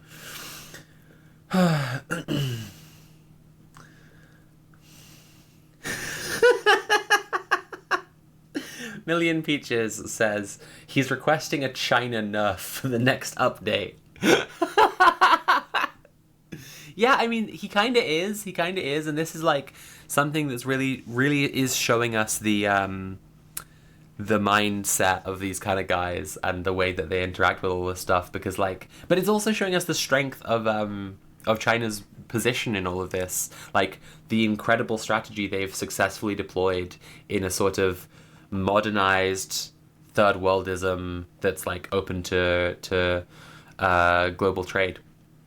Like, they have just gotten into such a strong position that a guy from the Financial Times is saying, please do something about China. You have to do something about China. And even in his article about it, he's acknowledging there's just not really much they can do about China. Like, it's kind of just up to Beijing. Like, it's just not really in anyone else's control, is it? Oh, Christ. Anyway, this has been the Liberal Slop Stream. We're going to wrap up now. We've been running for nearly 4 hours. I would really appreciate any donations, subscriptions, tips, and people subscribing to my Patreon. As I have said, I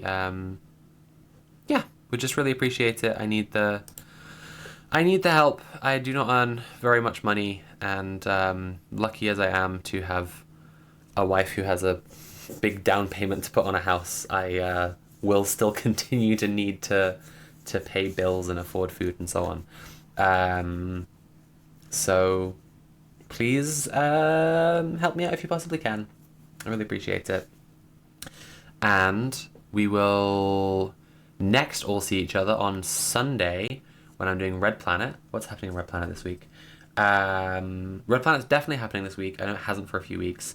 That's because there's been various things. There was scheduling issues. There was a technical issue last week. We recorded a bonus episode, but didn't do a public stream.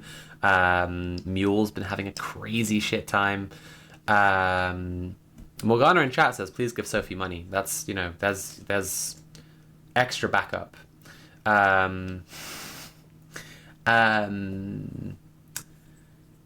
Red Planet this weekend. On Sunday we are chatting to Sean, who formerly was in Just Stop Oil and is now in Corporation Manchester, which is an organization working kind of with the solidarity economy, which is a concept I'd quite like to look at in more depth, possibly on these streams, possibly on video essay or something. I'm not really sure. I just think that the general like approach to, if people saw my Mars video, like the way that we talk about the solidarity economy, I think needs to be similar to talking about like Martian economics and shift into something quite new and different from the pre-existing mode, rather than just like we're basically leftist businesses that are supporting each other.